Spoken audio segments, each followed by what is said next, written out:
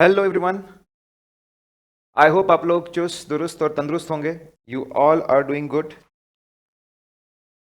देखिए, CA final के amendments को लेकर हम काफ़ी कुछ कर रहे हैं। प्रोफेशनल एथिक्स का अमेंडमेंट लेक्चर जो अराउंड 1 आवर का है, 1 घंटे का है, ऑलरेडी हम लोग यूट्यूब पे प्रोवाइड कर चुके हैं। इसके अलावा प्रोफेशनल एथिक्स पूरा डिटेल्ड में 7 हमारे लेक्चर्स में पूरा प्रोफेशनल एथिक्स कवर होता है। उसके 3 लेक्चर यूट्यूब पे है, 4 हमारे ऐप के ऊपर है। क्योंकि उसमें अमेंडमेंट्स थे तो मैंने पूरा बच्चों को प्रोवाइड किया हुआ है, उसका भी आप फायदा उठाइए।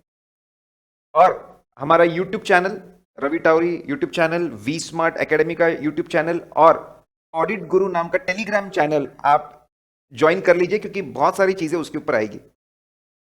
इस पर्टिकुलर वीडियो में पहले हम लोग पीयर रिव्यू डिस्कस करेंगे। देखिए, पीयर रिव्यू में चेंजेस थे।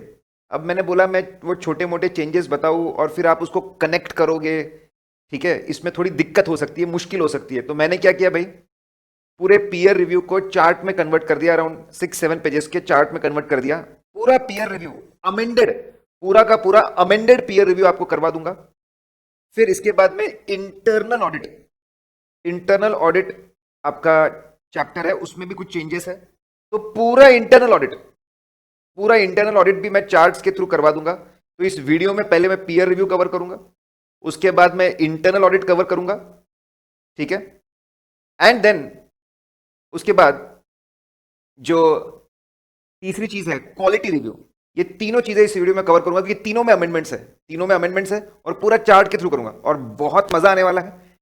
जो चैप्टर्स आपको थोड़ी सी दिक्कत देते होंगे वो दिमाग में फिट बैठ जाएंगे। These charts are going to be super useful. You are going to enjoy it and love them like anything. बहुत मजा आएगा। हमने टैक्स ऑडिट के चार्ट्स भी डाले हैं, वो आपने देखे होंगे, ठीक है। उसके वो वीडियो का भी लोग बहुत मजा उठा रहे हैं। टैक्स ऑडिट भी आपको प्रोवाइड किया हुआ है यूट्यूब पे।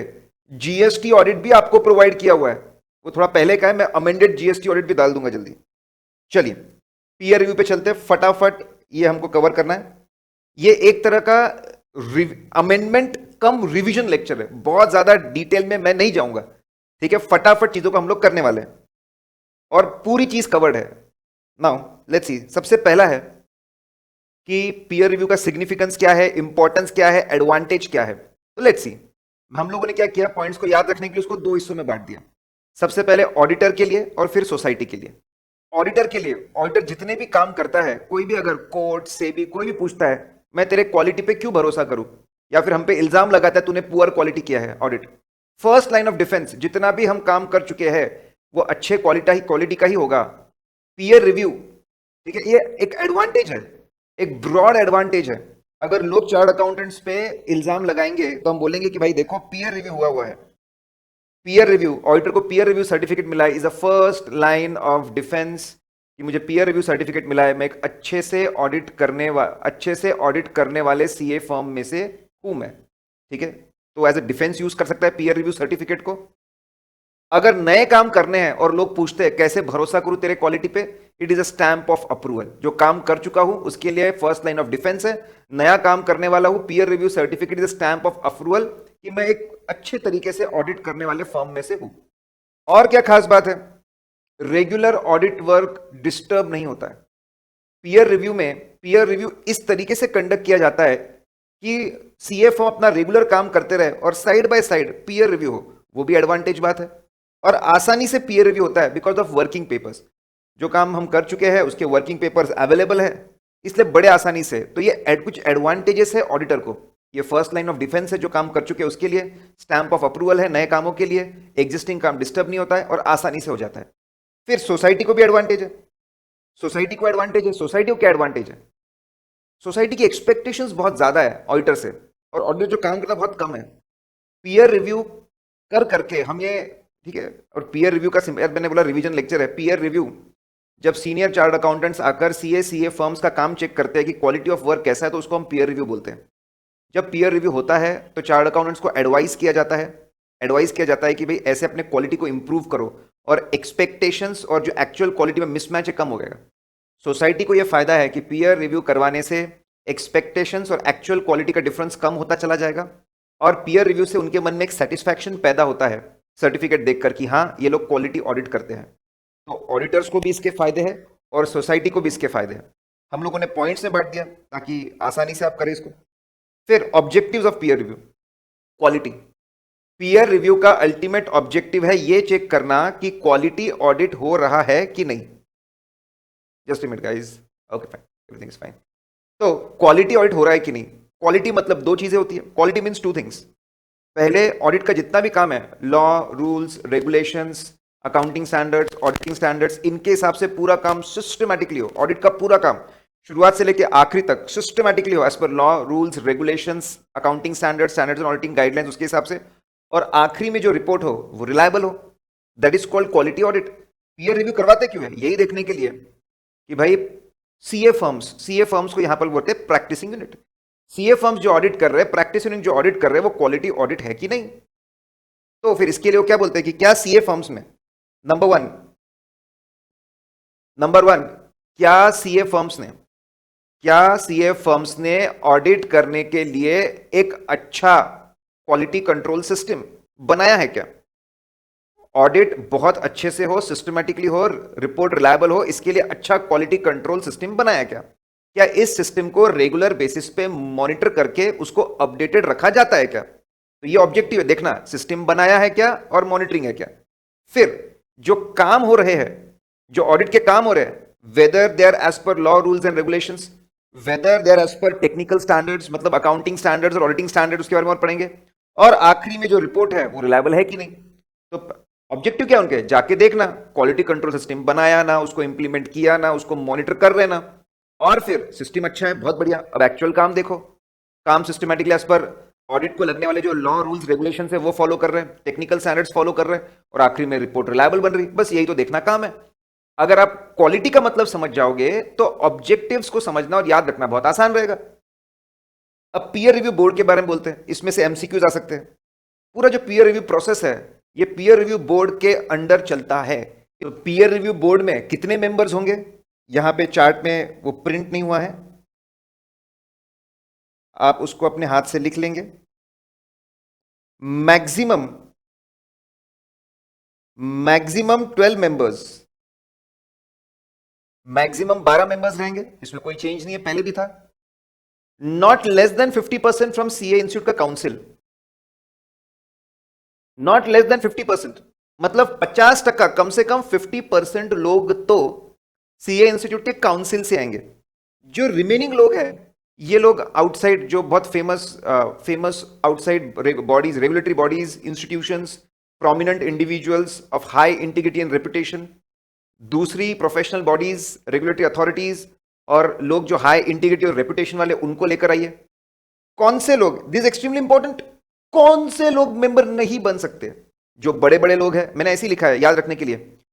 डिसिप्लिनरी कमिटी, आप जानते हैं प्रोफेशनल में जो डीसी में बैठे हैं, जो डिसिप्लिनरी कमिटी में बैठा है या फिर जो बोर्ड ऑफ डिसिप्लिन में बैठा है, वो पीयर रिव्यू बोर्ड का मेंबर नहीं बन सकता। सीए इंस्टीट्यूट चाहता है कि पनिशमेंट के लिए अलग मैकेनिज्म हो, पनिशमेंट के लिए अलग मैकेनिज्म हो, और क्वालिटी इंप्रूव करने के लिए अलग मैकेनिज्म हो। इसलिए पनिशमेंट के लिए डिसिप्लिनरी मैकेनिज्म है आपके पास में, और क्वालिटी इंप्रूवमेंट करने के लिए पीयर रिव्यू है आपके पास में। ठीक है, क्वालिटी रिव्यू भी आगे पढ़ेंगे हम लोग। तो आपके जो पनिश करने वाले लोग हैं, डीसी और बीओडी वाले लोग, यहां पे नहीं आ सकते। फिर कमिटीज होती है, committee on ethical standard board, committee on financial reporting and review board. ये जो दो कमिटीज है, इसके लोग भी नहीं आ सकते। ठीक है जी, कितने लोग आ सकते हैं मैक्सिमम, वो हमको पता है। कहां से आ सकते हैं वो हमको पता है, कौन से लोग नहीं आ सकते वो हमको पता है। फिर हम लोग बात करते हैं, then we talk about constitution की। अगर बात करें कि भाई ये जो बनेगा बोर्ड, ये तो काउंसिल बनाएगा, चेयरमैन वाइस चेयरमैन भी आपका काउंसिल ही तय करेगा। पूरा ये बनाएगा, और आपका चेयरमैन वाइस चेयरमैन आपस में इलेक्शंस करके वो अपॉइंट कर देंगे, तय करेंगे कौन चेयरमैन वाइस चेयरमैन, और रोटेटेड एवरी ईयर। तो पूरा बोर्ड काउंसिल बनाएगा, चेयरमैन वाइस चेयरमैन वो खुद चुनेंगे, और हर साल बदलते रहेंगे। ये सबसे खास बात है जो नया है, जिसमें चेंज है। मेंबर्स, अब चेयरमैन वाइस चेयरमैन तो एक एक साल के लिए रहेंगे, मेंबर्स का क्या? 2/3 ऑफ द मेंबर्स, उनका टेन्योर रहेगा 3 इयर्स, और एंड ऑफ द काउंसिल 3 साल, और end of the council which ever is earlier. देखिए काउंसिल 3-3 साल के लिए चलती है, तो 3 साल या end of the term which ever is earlier उतना चलेगा। बाकी 1/3 का काउंसिल तय करे। हो सकता है 6 महीने, हो सकता है 1 साल, हो सकता है 2 साल, हो सकता है 3 साल, जब तक काउंसिल चले। बाकी 1/3 का काउंसिल तय करेगा।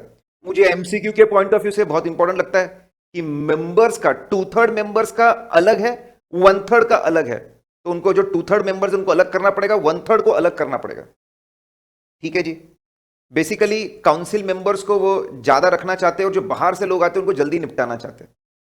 अब पीयर रिव्यू बोर्ड में कितने लोग होंगे, कैसे लोग होंगे, क्या टेन्योर होगा, वो अब इनकी मीटिंग, जब भी मीटिंग होगी जो कोरम लगेगा, कोरम आपको जो लगने वाला है 1/3 लोग तो लगेंगे आपको, but not less than 3 including chairman, और चेयरमैन नहीं है तो vice in absence VC that is vice chairman. तो आपको एटलीस्ट 1/3, और ये बहुत स्टैंडर्ड फैक्ट है, बहुत जगह पे लिखा होता है कोरम कितना होना चाहिए, ये बहुत कॉमन है, 1/3 होना चाहिए। 1/3, लेकिन कोई भी हालत में 3 के नीचे ना जाए। उसमें से एक आपका वाइस चेयरमैन होना चाहिए, चेयरमैन होना चाहिए, वो नहीं हो तो वाइस चेयरमैन। अगर आधे घंटे में, जब भी मीटिंग तय हुआ उसके आधे घंटे में अगर कोरम नहीं होता है तो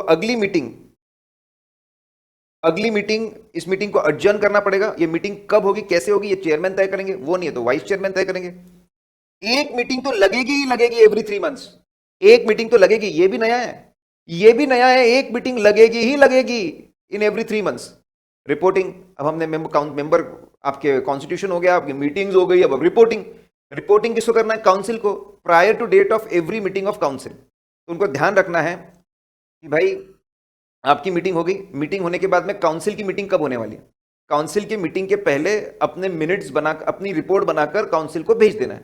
तो जैसे ही तुम्हारी मीटिंग होगी फटाफट उसकी रिपोर्ट बनाओ, अगले काउंसिल मीटिंग के पहले रिपोर्ट को भेज दो। चलिए बहुत बढ़िया है। यहां पर भी चेंज है, यहां पे पहले 30 डेज का हुआ करता था, वो 30 डेज का क्राइटेरिया निकाल दिया उन्होंने, बोलते हैं काउंसिल की डेट देखो और तब तक भिजवा दो। ठीक है। स्कोप ऑफ पीयर रिव्यू, देखो पीयर रिव्यू होता क्या है, रिव्यूअर आता है और सीए फर्म का काम चेक करता है। कौन सा काम चेक करेगा, स्कोप मतलब कवरेज, कौन से असाइनमेंट्स, यहां पे assignments which will be covered bye PR. ठीक है, peer covered in peer review. सिर्फ अश्योरेंस एंगेजमेंट, एक सीए फर्म ऑडिट भी सर्विसेज देती होगी, कंसल्टेंसी भी देती होगी, tax services, legal services, investment advisory, accountancy, बहुत सारी सर्विसेज देती होंगी। सिर्फ अश्योरेंस एंगेजमेंट, वो भी कौन से अश्योरेंस एंगेजमेंट, आप जिस साल में पीयर रिव्यू के लिए सिलेक्ट हुआ उसके पिछले 3 साल, 3 प्रीसीडिंग ईयर्स, रिव्यूअर आकर सिर्फ अश्योरेंस एंगेजमेंट देखेगा, वो भी पिछले 3 साल के अश्योरेंस एंगेजमेंट। अश्योरेंस एंगेजमेंट में क्या आता है, पिछले 3 साल में आपने ऑडिट्स किए होंगे, वो पीयर रिव्यू में सिलेक्ट होंगे, आपने रिव्यू किया होगा, वो पीयर रिव्यू में सिलेक्ट होगा, सर्टिफिकेशन कवर होगा, कौन सी चीजें कवर नहीं होगी, एक्सट्रीमली इंपॉर्टेंट। अब मैं सबसे पहले, अगर आप मुझसे पढ़ चुके हो तो मैं लॉ के पॉइंट्स को, लॉ को सबसे ज्यादा इंपॉर्टेंस देता हूं तो वो सबसे पहले आता। लीगल कंसल्टेंसी की होगी वो नहीं आएगा। उसके बाद देखो एक सीक्वेंस में है आपके दिमाग में याद रखने के लिए, जो लोग मुझसे पढ़ चुके हैं, पढ़ते हैं, मैं सीक्वेंस को इंपॉर्टेंस देता हूं भाई, ये आपको पता है।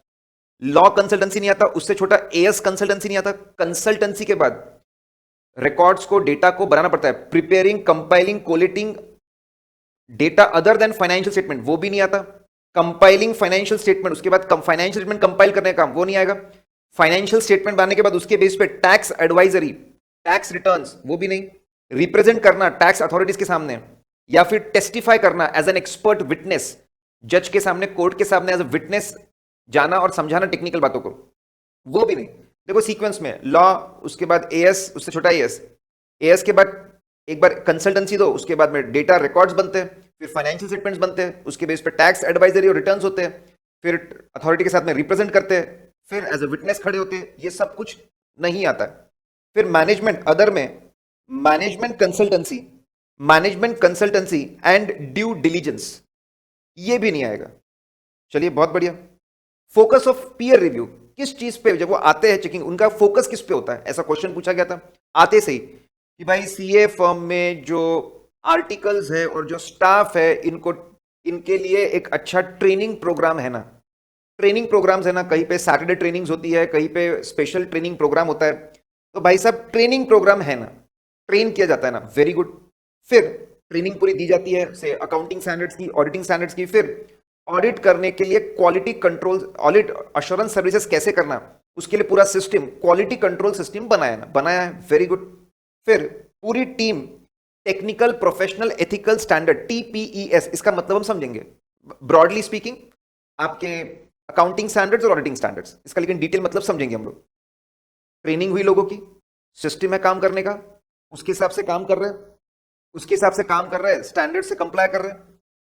काम करते वक्त सीए इंस्टीट्यूट ने, काउंसिल ने डायरेक्शंस और गाइडलाइंस दिए, मेंबर्स जितने भी असाइनमेंट्स करते हैं उसका रजिस्टर मेंटेन करते हैं, नंबर ऑफ असाइनमेंट्स बराबर नोट करते हैं, उसमें फीस कितनी चार्ज है उसका रिकॉर्ड, कितने असाइनमेंट्स किए, कौन से असाइनमेंट्स किए, फीस कितनी चार्ज की, आर्टिकल्स का रेगुलर अटेंडेंस क्या है, फिर वह क्या काम कर रहे हो, स्टाइपेंड क्या मिल रहा है, और आखिरी में क्वालिटी ऑफ रिपोर्टिंग। हम जब आते हैं, पहले लोगों की ट्रेनिंग हुई ना, काम करने के लिए सिस्टम है ना, सिस्टम के हिसाब से काम करके स्टैंडर्ड्स फॉलो कर रहे हैं ना, काम करते वक्त मैं जिस तरीके से बोल रहा हूं, मैं जिस सीक्वेंस में बोल रहा हूं, आपको वैसे चलना है, डायरेक्शन गाइडलाइंस है ना, और क्वालिटी ऑफ रिपोर्टिंग।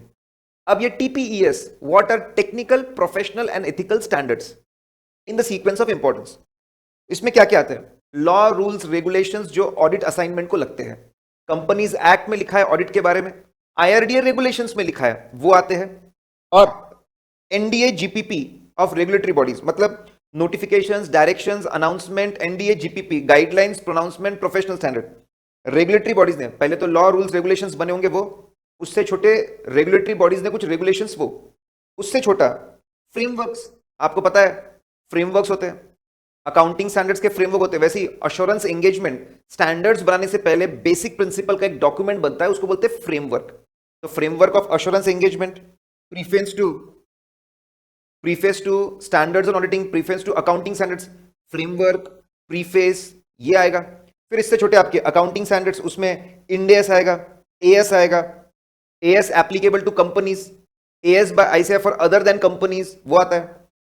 इसके बाद डॉक्यूमेंट्स और आईसीएआई जो इशू करता है, audit related, statement of quality control SQCs और engagement standard, accounts related, accounts के स्टेटमेंट्स, गाइडेंस नोट, और NDA GPP by council, notifications, directions, announcements, guidelines, आपके professional standards, pronouncement, professional standard सब आता है। और फिर स्टैंडर्ड्स ऑन इंटरनल ऑडिट, तो पहले लॉ की बात की, फिर फ्रेमवर्क्स की बात की, पहले लॉ, उसके छोटा फ्रेमवर्क्स, उससे छोटे अकाउंटिंग स्टैंडर्ड्स, उससे छोटे इंस्टीट्यूट के और गाइडलाइंस ऑडिट और अकाउंट्स के, और फिर स्टैंडर्ड्स ऑन इंटरनल ऑडिट सबसे छोटे। ठीक है, देखो मैं ये जो आपको सीक्वेंसिंग बता रहा हूं और ये चार्ट्स, और मैं चाहूंगा कि आप कलर प्रिंट ले, कलर प्रिंट ले तो पढ़ने में बहुत मजा आएगा, थोड़ा सा खर्चा होगा लेकिन खर्चा चलेगा, अगर आपके चैप्टर्स ये सुधर जाते हैं तो बात क्या है।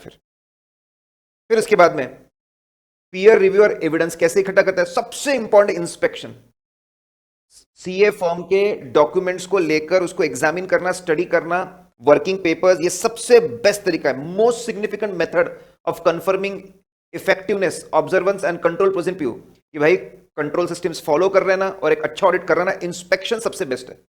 फिर इसको सपोर्ट करने के लिए ऑब्जर्वेशन इंक्वायरी में कोलैबोरेट, इंस्पेक्शन से जो सबूत मिल रहा है उसको मैच करने के लिए, कोलैबोरेट करने के लिए, जो एविडेंस मैच करता है उसके लिए और दो है, सबसे आसान inquiry, seeking knowledge from knowledge, seeking appropriate information from knowledgeable people, partners, CA firm के पार्टनर्स और बाकी लोगों से पूछताछ करना, ऑब्जर्वेशन, देखना कि वो लोग कैसे काम कर रहे हैं, सबसे बेस्ट इंस्पेक्शन है, और उसके जो एविडेंस मिला उसको क्रॉस वेरीफाई करने के लिए इंक्वायरी और ऑब्जर्वेशन है। अब हमारा पीयर रिव्यू का प्रोसेस शुरू होता है। ठीक है, लेट्स सी, बहुत सिंपल, बहुत आसान। आपका सिलेक्शन, सबसे पहले स्टेज बाय स्टेज हम लोग चलेंगे। ये आपका पीयर रिव्यू प्रोसेस आपका शुरू हो रहा है।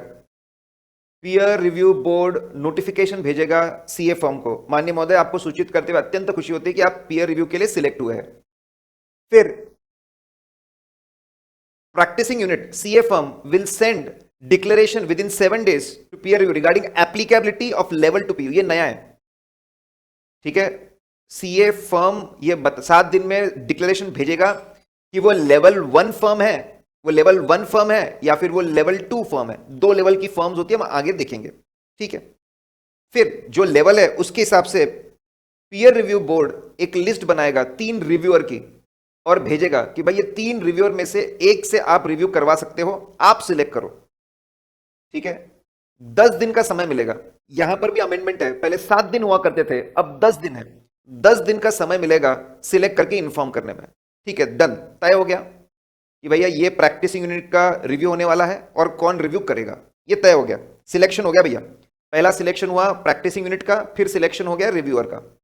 7 दिन के अंदर बताएंगे हमारा लेवल क्या है, 10 दिन के अंदर बताएंगे कि भैया किससे रिव्यू करवाने वाले। अब प्लानिंग, इंफॉर्मेशन, क्या क्या जानकारी सीए फर्म को भेजनी पड़ेगी, कितनी प्रोसीडिंग्स चल रही है सीए फर्म के अगेंस्ट, पार्टनर्स के अगेंस्ट, उनके अंदर काम करने और क्वालिफाइड असिस्टेंट के अगेंस्ट, पिछले 3 सालों में जब तक ये इंफॉर्मेशन भेज रहे हैं, पिछले 3 सालों में कितनी प्रोसीडिंग्स चल रही है, सीए इंस्टीट्यूट में कितने केसेस चल रहे हैं उनके अगेंस्ट, वो इंपॉर्टेंस के हिसाब से मैंने सबसे पहले उसके लिए, बहुत बड़ी बात है कि भाई आपके अगेंस्ट कितनी रिपोर्ट चल रही है। फिर एक क्वेश्चनर होता है, बहुत फेमस है पीयर रिव्यू क्वेश्चनर, वो क्वेश्चनर को फिलअप करके भेजना है। लिस्ट ऑफ क्लाइंट्स, पिछले 3 साल में कितने असाइनमेंट्स, कितने क्लाइंट्स थे, उनके कौन से कितने क्लाइंट्स, उनके क्या असाइनमेंट्स किए, nature of services, fees charge. फिर पॉलिसीज एंड प्रोसीजर्स, हमारे फर्म में क्या पॉलिसीज है इंडिपेंडेंस सबसे मेंटेन करने के लिए, स्टाफ कैसे काम करता है, सुपरविजन, स्टाफ के डेवलपमेंट सुपरविजन के लिए, सेकंड पर्सन रिव्यू, ऐसे 220 में हम लोग पढ़ते हैं। हम लोग काम कर ले, उसके बाद एंगेजमेंट की क्वालिटी बराबर चल रही क्या, एक नॉन टीम मेंबर आके करता है, उसी को बोला सेकंड पर्सन रिव्यू। हमारे अगेंस्ट के केसेस सबसे बड़ी जानकारी, क्वेश्चन है उससे छोटा, लिस्ट ऑफ अश्योरेंस एग्रीमेंट उससे छोटा, पॉलिसीज एंड प्रोसीजर्स 15 दिनों के अंदर, पॉइंट नीचे लिखा था मैंने सिर्फ बाजू में कर दिया, विद इन 15 डेज, 15 दिन के अंदर बताना पड़ेगा। इसके अलावा और भी कोई एडिशनल इंफॉर्मेशन क्लैरिफिकेशन चाहिए मांग सकते। सिलेक्शन हो गया, प्रैक्टिस यूनिट से जानकारी, और एक खास बात, पीयर रिव्यू बोर्ड अगर चाहे तो they will obtain information from union directorate, ये खास बात है। हम सीए फॉर्म से भी जानकारी लेंगे, और आपको पता है सबको यूनिक, ठीक है, आइडेंटिफिकेशन नंबर लगता है, आपको हर ऑडिट रिपोर्ट और सर्टिफिकेट में लिखना पड़ता है, तो उनके डायरेक्टरेट से और जानकारी मांग सकते हैं। भाई तुम तो भेजो, तुमने कितने काम किए, तुमने कितने यूनिट जनरेट किए पिछले 3 साल में, हम और जानकारी ले लेंगे। ठीक है, तो जानकारी ले लिया, पहले सिलेक्शन हो गया, सिलेक्शन के बाद में जानकारी मिल गई।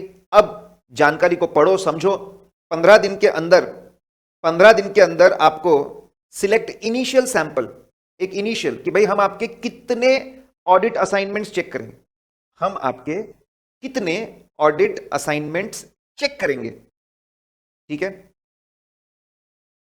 ये लिस्ट बनाकर आपको 15 दिन के अंदर सीए फर्म को बता देना है। ठीक है, बता दिया, बताने के बाद उनसे बैठकर डिस्कस करना है, फिर मैं कब आऊं आपके सीए फर्म में ये चीजों को चेक करने के लिए, उसको बोलते हैं ऑन साइट, फर्म के यहां जाकर चीजों को चेक करना, ऑन साइट रिव्यू। उनसे बात करो कब आऊं मैं इसके लिए, कब हम लोग मीटिंग करेंगे, इनिशियल मीटिंग, वो तय करो। कम से कम उनको 15 दिन का टाइम दो रिकॉर्ड्स को रेडी करना है। 15 दिन के अंदर आप पहले बताओ कि इतने असाइनमेंट्स चेक करने वाला हो, और उनको 15 दिन का टाइम दो कि पूरे रिकॉर्ड्स को रेडी करने के लिए। और ध्यान रखना, 90 दिन पीयू को जब हमने इंटीमेट किया, उसके 90 दिन के अंदर, 90 दिन जब उनको बोला कि आपका पीयर रिव्यू, 90 दिन के अंदर असाइनमेंट खत्म हो जाना चाहिए। सिलेक्शन हो गया, जानकारी ली, पहले जानकारी ली, सैंपल भेज दिया, प्लानिंग भी हो गई। अब एग्जीक्यूशन, ऑन साइट रिव्यू के लिए जाइए, हेड ऑफिस, ब्रांच, जहां पर भी 7 से 15 दिन के ऊपर नहीं जाना चाहिए। आपका जो रिव्यू है वो 7 से 15 दिन के ऊपर नहीं जाना चाहिए, इसका ख्याल आप रख लो। बोले ठीक है। सबसे पहले कंप्लायंस रिव्यू होगा, जाकर देखेंगे कि CA firm, compliance review of general controls,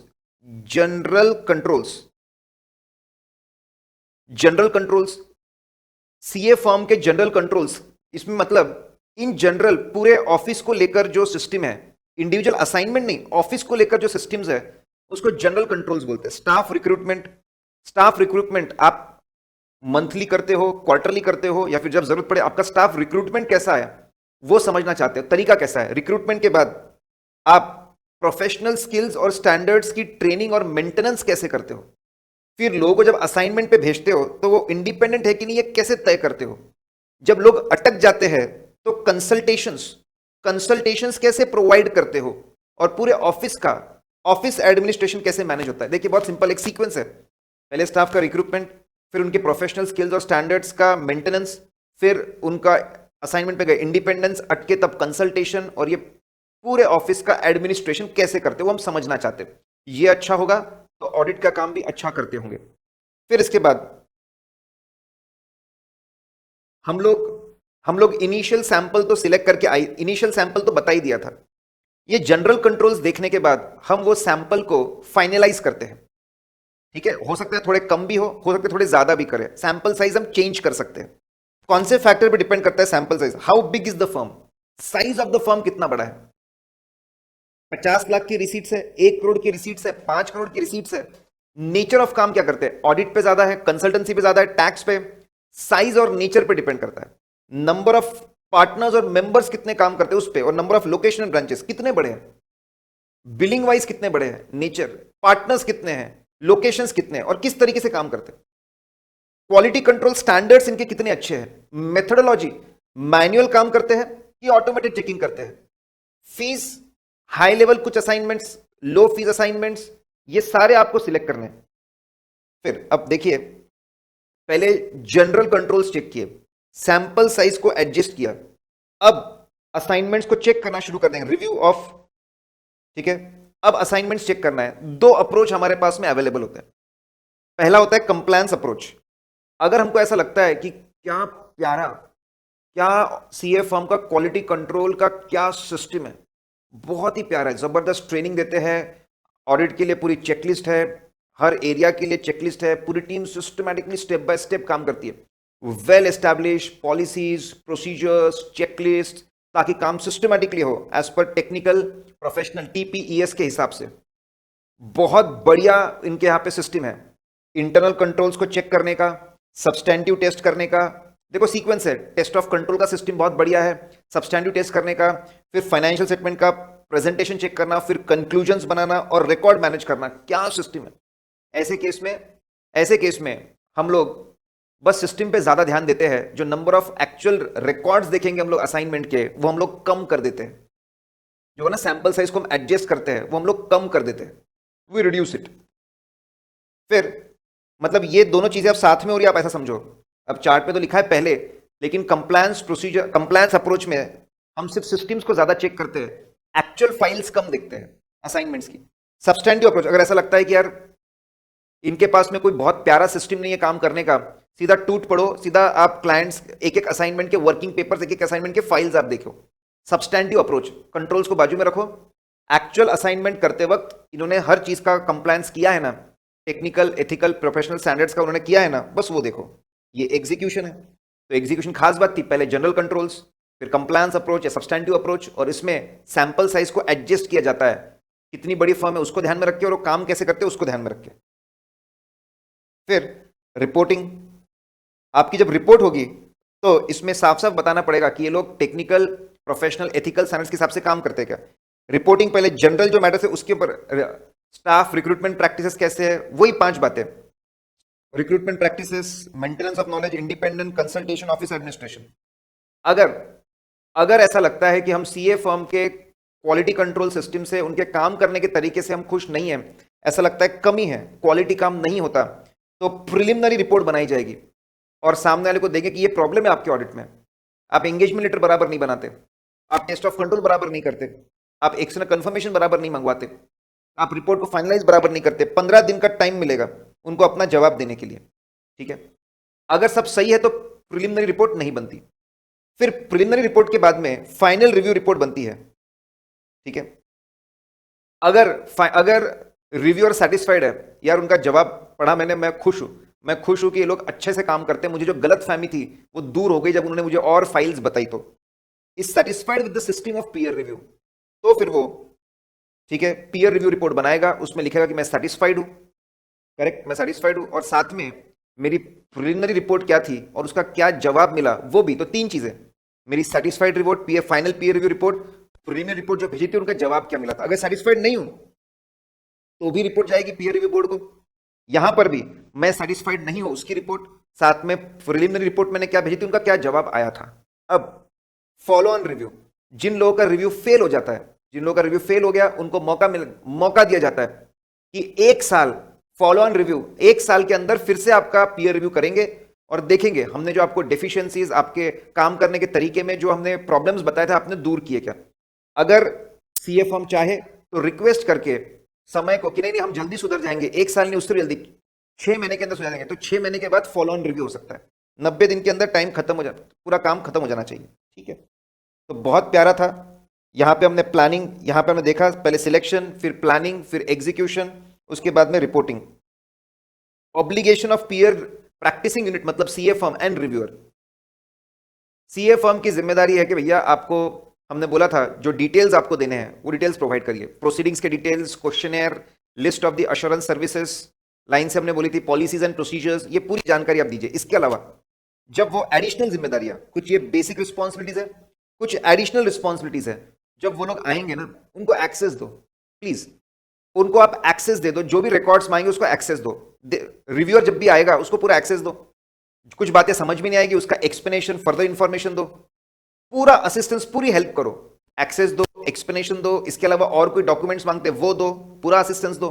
अगर आपके कोई डॉक्यूमेंट्स लेजिबल नहीं है, मतलब उसको पढ़ते नहीं आ रहा, अगर पढ़ते नहीं आ रहा है ना, लेजिबल नहीं है, तो उसको फिर से रिप्रोड्यूस करो, फिर से बनाओ लेजिबल फॉर्म में, और उसको ट्रांसलेट भी करो, इंग्लिश, हिंदी या जो भी लैंग्वेज वो बोले उसके हिसाब से। ये जिम्मेदारियां है। और सारे रिकॉर्ड्स जो उनके पास है या उनके कस्टडी में क्लाइंट्स के रिकॉर्ड्स है वो सब बताने पड़ेंगे। और सीए फर्म की जिम्मेदारी है कि लेजिबल फॉर्म में बराबर रिप्रोड्यूस हुआ ना, बराबर कन्वर्ट हुआ ना, ये सबसे important.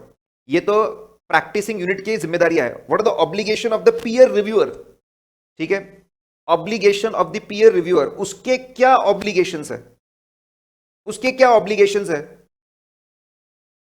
Reviewer cannot take extracts, Xerox, printouts, copies नहीं ले सकता, नहीं ले सकता भाई साहब, नहीं ले सकता। तो फिर क्या कर सकता है, एब्स्ट्रैक्ट ले सकता है। एब्स्ट्रैक्ट मतलब राइट डाउन कर सकता है points, very interesting. He can not take extracts, he can take abstracts, बढ़िया है। कॉपी मतलब पूरा एज इट इज, इंपॉर्टेंट बातों को नोट कर लो।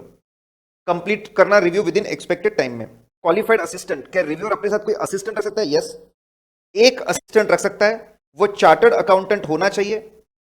एक असिस्टेंट सीए है, डिस्क्वालिफाइड नहीं होना चाहिए सेक्शन 8 के अंदर, या तो जुड़ा होना चाहिए एज अ पार्टनर या paid assistant as per record, या तो पार्टनर या तो असिस्टेंट जुड़ा हुआ होना चाहिए, ठीक है।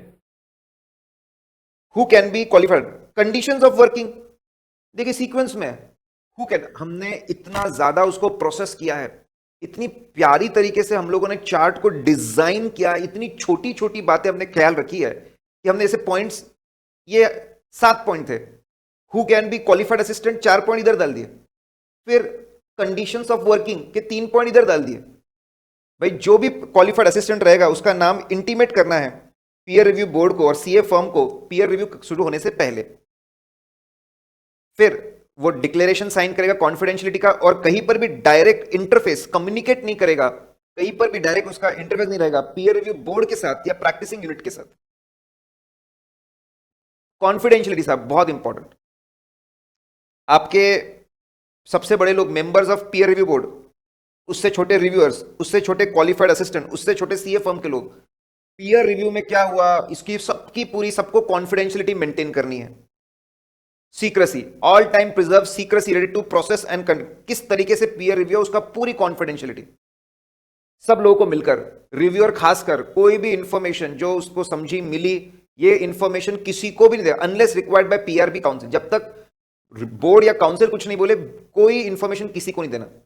सभी लोगों को, ऑल मेंबर्स ऑफ पीआरबी और आपका रिव्यूअर और आपका क्वालिफाइड असिस्टेंट, इनको डिक्लेरेशन साइन करना पड़ेगा। तो सबको मेंटेन करना है, सारे सीक्रेसी मेंटेन करना है unless allowed by PRB council, declaration sign करना है।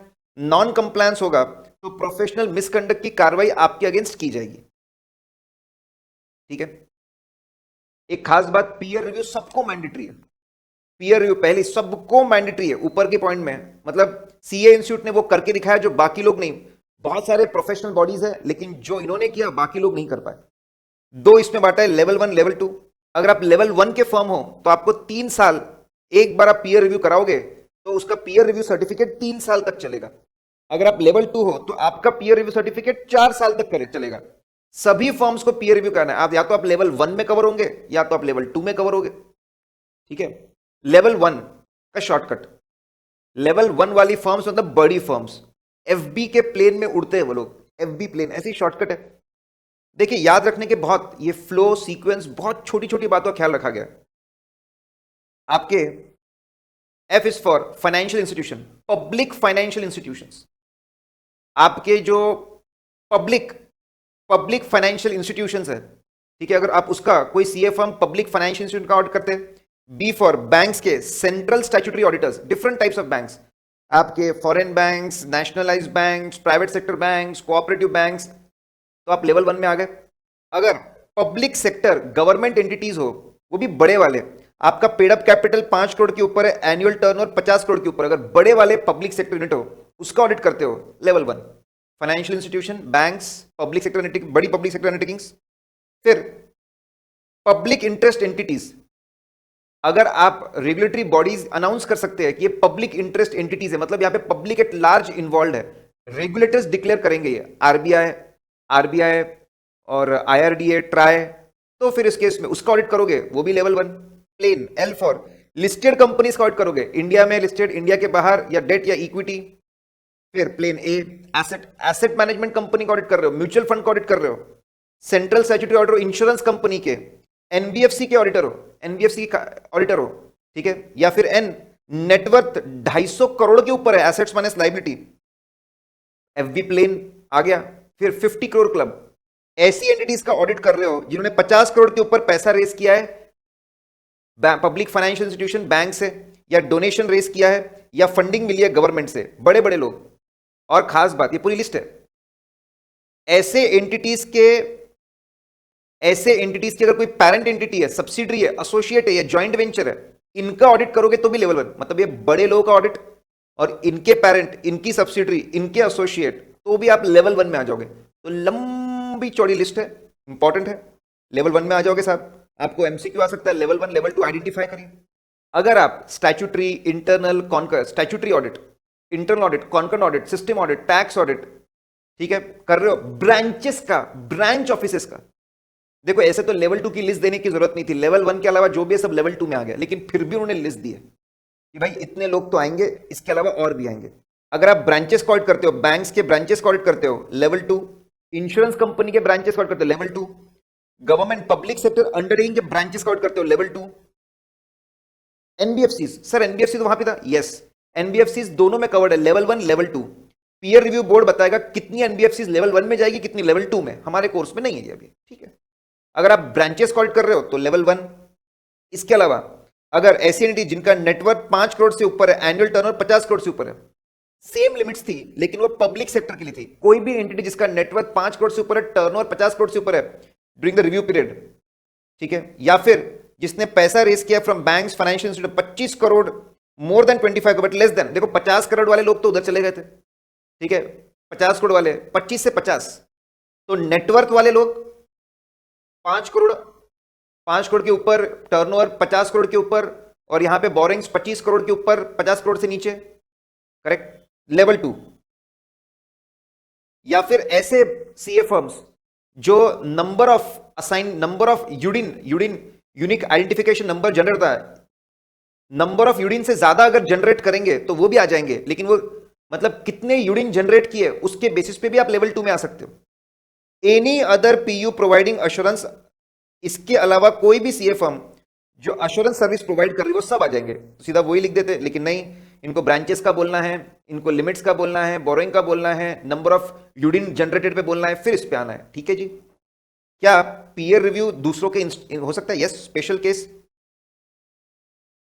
सबसे बड़ा इंस्टीट्यूट, सेक्रेटरी ऑफ आईसीआई या फिर उसकी कोई भी कमिटी, ठीक है, DCP, directed, other regulatory bodies, अगर वो रिक्वेस्ट करे, सीए इंस्टीट्यूट का सेक्रेटरी रिक्वेस्ट कर सकता है, वहां की कमिटीज, डिसिप्लिनरी बॉडीज रिक्वेस्ट कर सकती है कि ऑडिट इसका पीयर रिव्यू कराओ, ठीक है, वो रिक्वेस्ट कर सकते हैं। प्रैक्टिसिंग यूनिट खुद बोल सकता है कि भाई लिस्टेड कंपनी का ऑडिट करना है तो पीयर रिव्यू करवाना पड़ता है, वो खुद बोल सकता है मेरा पीयर रिव्यू करवा दो, ठीक है, 30 दिन के अंदर जवाब देना पड़ेगा from date of receipt.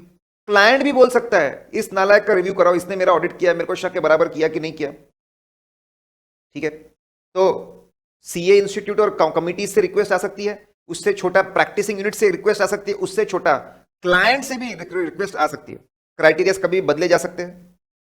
Peer review certificate, अगर issue of peer review report बन जाती है जिसमें सेटिस्फाइड पीयर रिव्यू रिपोर्ट अगर बन जाती है तो 3 महीने के अंदर पीयर रिव्यू सर्टिफिकेट को इशू किया जाएगा और उसमें लिखा रहेगा कि ये डेट तक, ठीक है, ये डेट तक आपका अगला पीयर रिव्यू हो जाना चाहिए।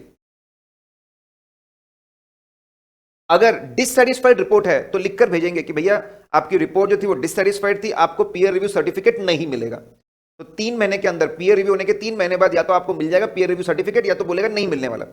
कब तक वैलिड रहेगा? जब तक उसके ऊपर जो वैलिड, तब तक वो वैलिड रहेगा।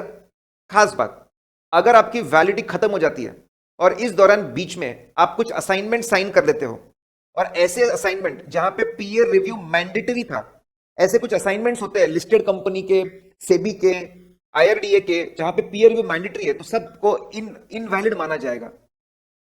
ध्यान रखना है, जब तक डेट है तब तक वैलिड रहेगा, उस डेट के बाद में वैलिडिटी खत्म हो जाएगी।